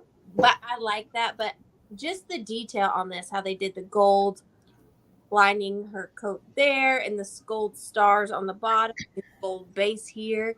And she has a beautiful face paint as well. And then I also am including 2 vintage rosaries. They look bunched up, but that's just because that way they wouldn't fall off her shoulders, but they are both complete. This one is a plastic crucifix with a little medallion on the back. But this one I thought was beautiful because it's a braided rose style.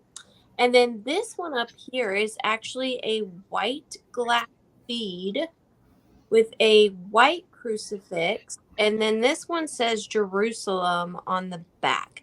And they are complete. Like, I'll show you just real quick. I don't want to take up too much time. But it is a complete, beautiful rosary. It does have this red on the back. I don't know what that's exactly supposed to represent. Maybe the blood of Christ. I'm unsure. But this is stone or glass. And it is a beautiful rosary. And then, of course, we're getting the blue one that is on her there, too.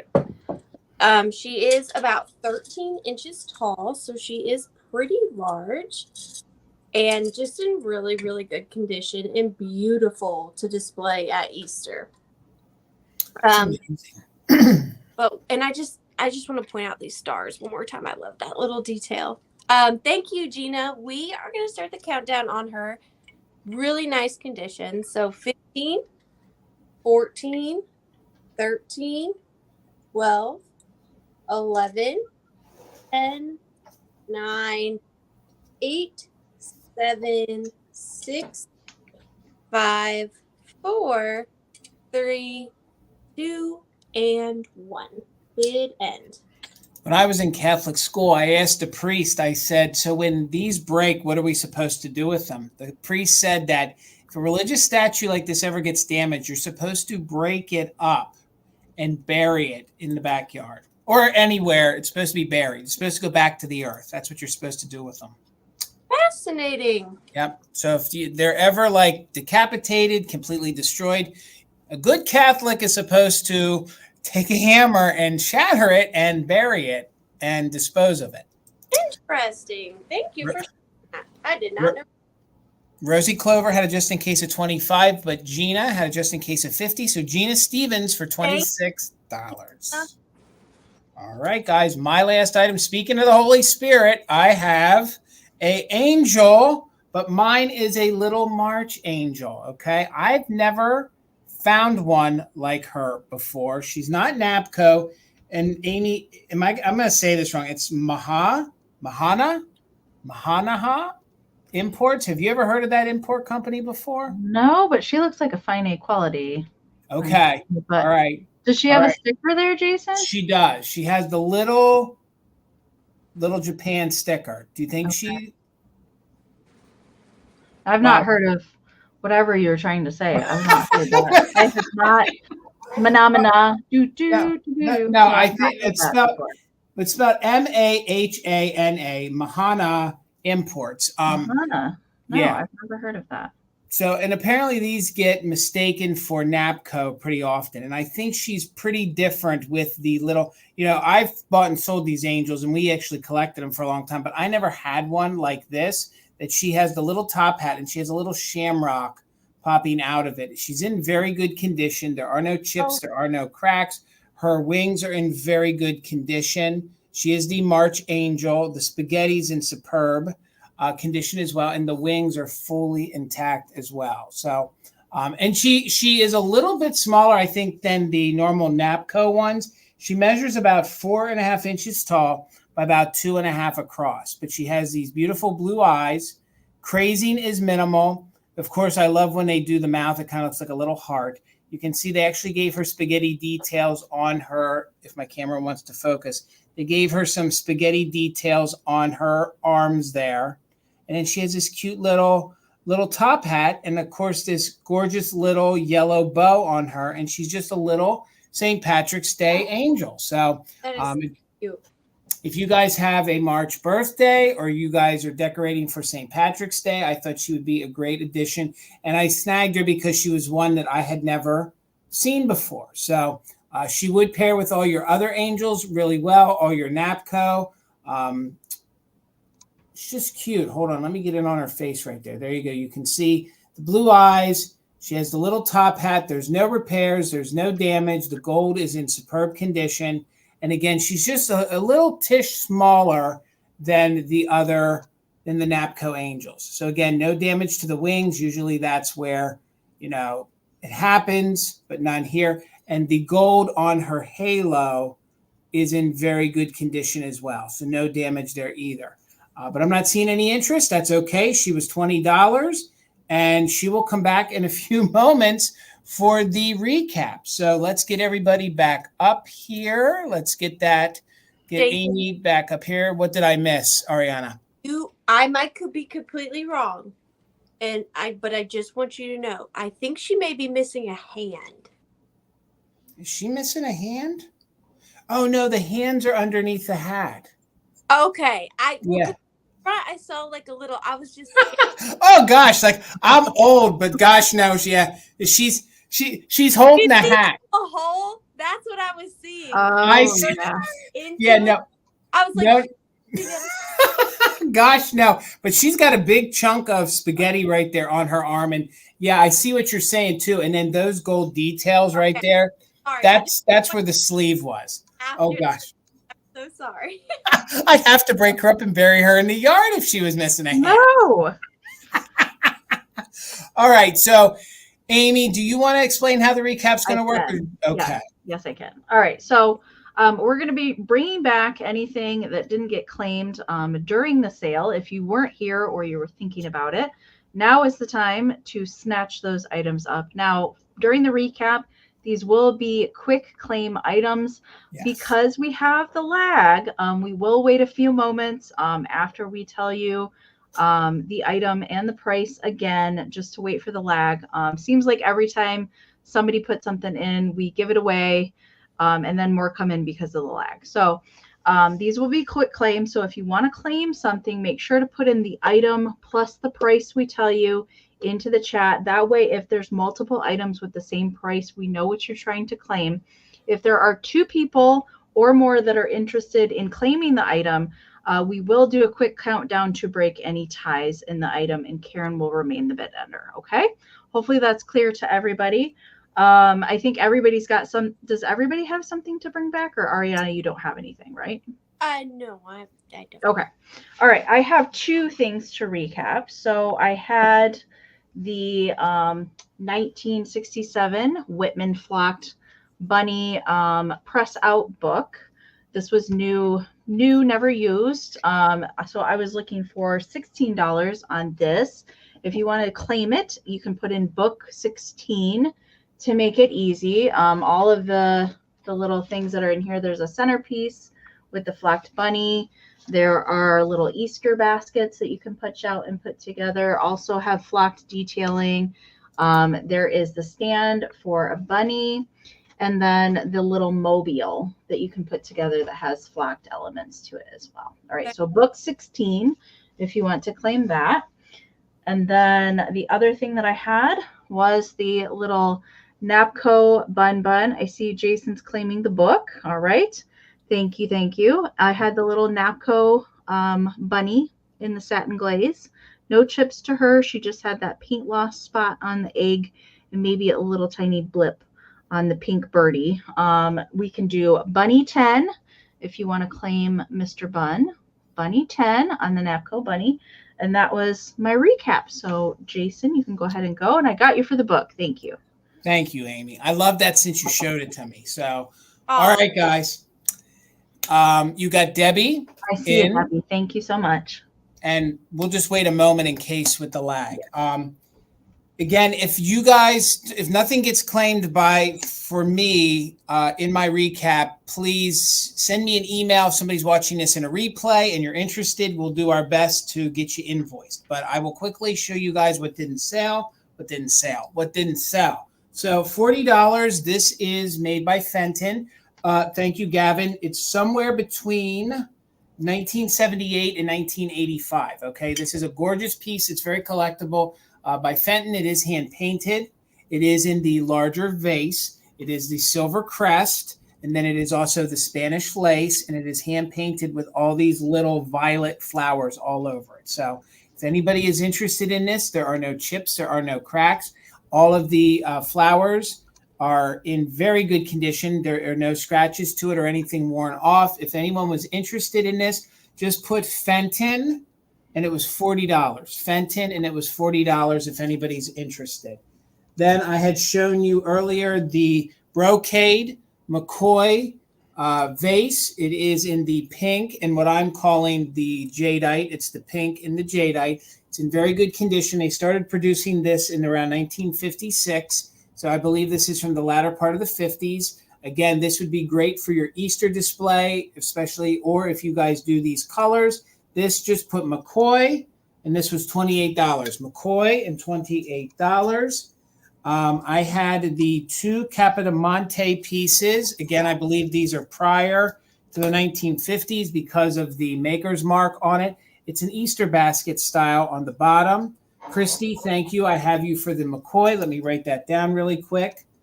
That's a really great piece. I'm sure you are going to enjoy it.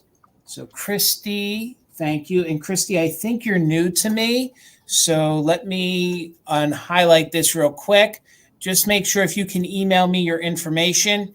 I don't know. I think you're new to me. And if you are, thank you and congratulations on your first purchase from Mother Tucker's. So I had choice on the Capodimonte. One of them does have a little nip here on the top. These are really gorgeous in person. I kind of thought this would look good as an Easter basket kind of in your display with all these gorgeous applied roses or flowers have you on it. They measure about 9 inches tall by 5 inches wide. So they're 9 by 5. And again, they do have the maker's mark on the back. And the maker's mark for that precedes the 1950s in the research I did. That little N precedes the 1950s. So, and when you hang them on the wall, you can kind of slide your nail right in there, whatever you want to use. So there's your first one. I'm not holding them properly. So there's your first one. So, okay. All right, then we got you. Thank you so much. So that was your first one. So that would be 28 each if anybody's interested. Again, they're Capodimonte. And usually when you find these, a whole flower is missing or a whole petal is missing. So bear with me. I don't want to be the first one who takes off one of the flowers. And then we just showed her. She was the March Angel. She's in very good condition. I see what you're saying now, Ariana, when you look at her through the camera. Like it broke. It does. It looks like and she's in really good condition. So if anyone is interested in her, I already showed her a few moments ago. She'd be $20. Just put Angel, $20, and she could be yours. And again, if anybody sees anything. Hand. What? And she is not missing a hand. No, she's not missing a hand. Don't bury her in the backyard, please. Smalls. Gold, though, if you do. Smalls, I got you. Hey, look, I'm not going to be the one who argues with the priest when you're a Catholic school kid. I'm not going to be. And John, I don't think I did you justice. John helped me with some of the information on that angel. John, I didn't do right by you. So I'm so sorry, but thank you for your assistance with the angel. I didn't do John right. So what was that weird picture you just showed, Ariana? It's a squeaky postcard. It's going to be my sale tomorrow. It's a vintage, or it's actually probably antique. It's a Squawker postcard. I love those. I haven't seen one of those since Amy brought one. Amy, you're pretty good at finding those. Mine was cats, though. Mine was not a crying baby. Mine was a cat. This is my wow. crying baby. And before we go, though, I want to say thank you guys for having me. And thank you to Karen for just being such an awesome moderator. And I had a really fun time. Thank you guys so much. Well, if you guys are joining us late, we are missing somebody on the screen. Bill is down and out for a little bit. He's got a touch of something. We're sending him well wishes. We hope he feels better soon. And I'm sure he'll be back next week. So the lovely Ariana stepped in to help us out. And Ariana, it's been too long. So hopefully we can do this again sooner than later. So thank you to everybody that hung out. Yes, and please, Karen, thank you so much. Like Ariana said, Karen G, thank you so much. Please put in Gavin's link. Let's get him a few more subscribers. Kim, please put in your links. Kim is a reseller too. She sells on Vamp. She does have an eBay store. So let's show her some support and follow her. Go ahead, Ariana. Where are you going to be at next? I know where you're going to be, but I don't think I'm sure everyone else knows. But it's a super long time. No, I have a sale every Tuesday night. So tomorrow night, 7:30 p.m. Eastern. I won't have as many of my like assemblage type stuff. It's going to be more like one-piece items. I kind of wanted to bring my better things for Amy and Jason. I don't know. I just want their approval. But I will have some really fun stuff tomorrow, including a crying baby squeaking postcard, if that's your jam. It does start at 7:30 p.m. Eastern. And yeah, because I'm having the sale tomorrow night, I will be combining shipping with tonight's sale. So if you purchase from me tonight, you already got a discount in the shipping. And if you don't have anything else to do that's better, you can always come and hang out with me. I do have a surprise guest coming on my channel tomorrow night. So that should be pretty fun. Ooh. And again, just thank you guys so much for having me. Oh, and I will be, because of the sale tomorrow night, I will be packaging and invoicing. Normally, I always do it on Wednesdays, but with the 13 additional items, I'm a one-woman show, as they are, I know they might get some help. So just give me a few days for invoicing. And yeah, if you don't hear from me by Friday, then worry. But other than that. all right, Miss Amy, you got a busy week. What do you got coming up? So I will be back here on Mother Tuckers. Every Wednesday, we have fantastic finds. So that's at 8 p.m. Eastern. And after our sale, we always do a community share. Whoever emails us in some photos to share after our sale. So I love that portion of fantastic finds. And then Thursday on my channel at 8 p.m. Eastern as well, Heather of Antique Agenda is joining me for an Easter sale. So we have some more Easter goodies coming up on Thursday. And the StreamYard is posted. So if you want to set a reminder, you can go ahead and do that. And our sale on Wednesday also has StreamYard up if you want to set a reminder for that. So that's what I have going on this week. And John, I don't know. You'll have to check out Ariana's sale tomorrow night to see if Bill is going to be her mystery guest. I don't know. Could be. Boy, wouldn't that be a flip the script? That would really make it could be. I don't know. So I'm going to check it out and see who's showing up tomorrow night. Oh, just because I feel like I need to come to his defense that it is not Bill. We would not lie that Bill is ill. Not lie that Bill is ill. I think I know who it's going to be, but I'm not Ariana. If I'll go out on a limb and say I think I know Bill enough that even if he was sick, if you called him and you said, "Hey, come be," he would show up. Oh. He would show up with bells on, and he would do his best to look like he wasn't sick. So, my sweet Bill, he really is the nicest. Thank you all for hanging out with us. We appreciate you guys so much. Amy covered where I will be. I will be back here on my channel, 8 p.m. Eastern for fantastic finds. I know we have a lot of fun things in store for you. Amy's reel is already up. So if you're not following the three of us over on Instagram, please do so. We do promote over there. Please make sure you're following everybody on the screen. Every little bit helps us grow our small business. Ariana, thank you so much. We got to do this again sooner than later. Amy, thank you so much. And guys, thank you so much for hanging out with us, and have a great rest of your Monday. And I'll see you back here Wednesday at 8 p.m. So till then, good night, everybody. Goodbye. Bye. Bye. Bye. It's going to be a slow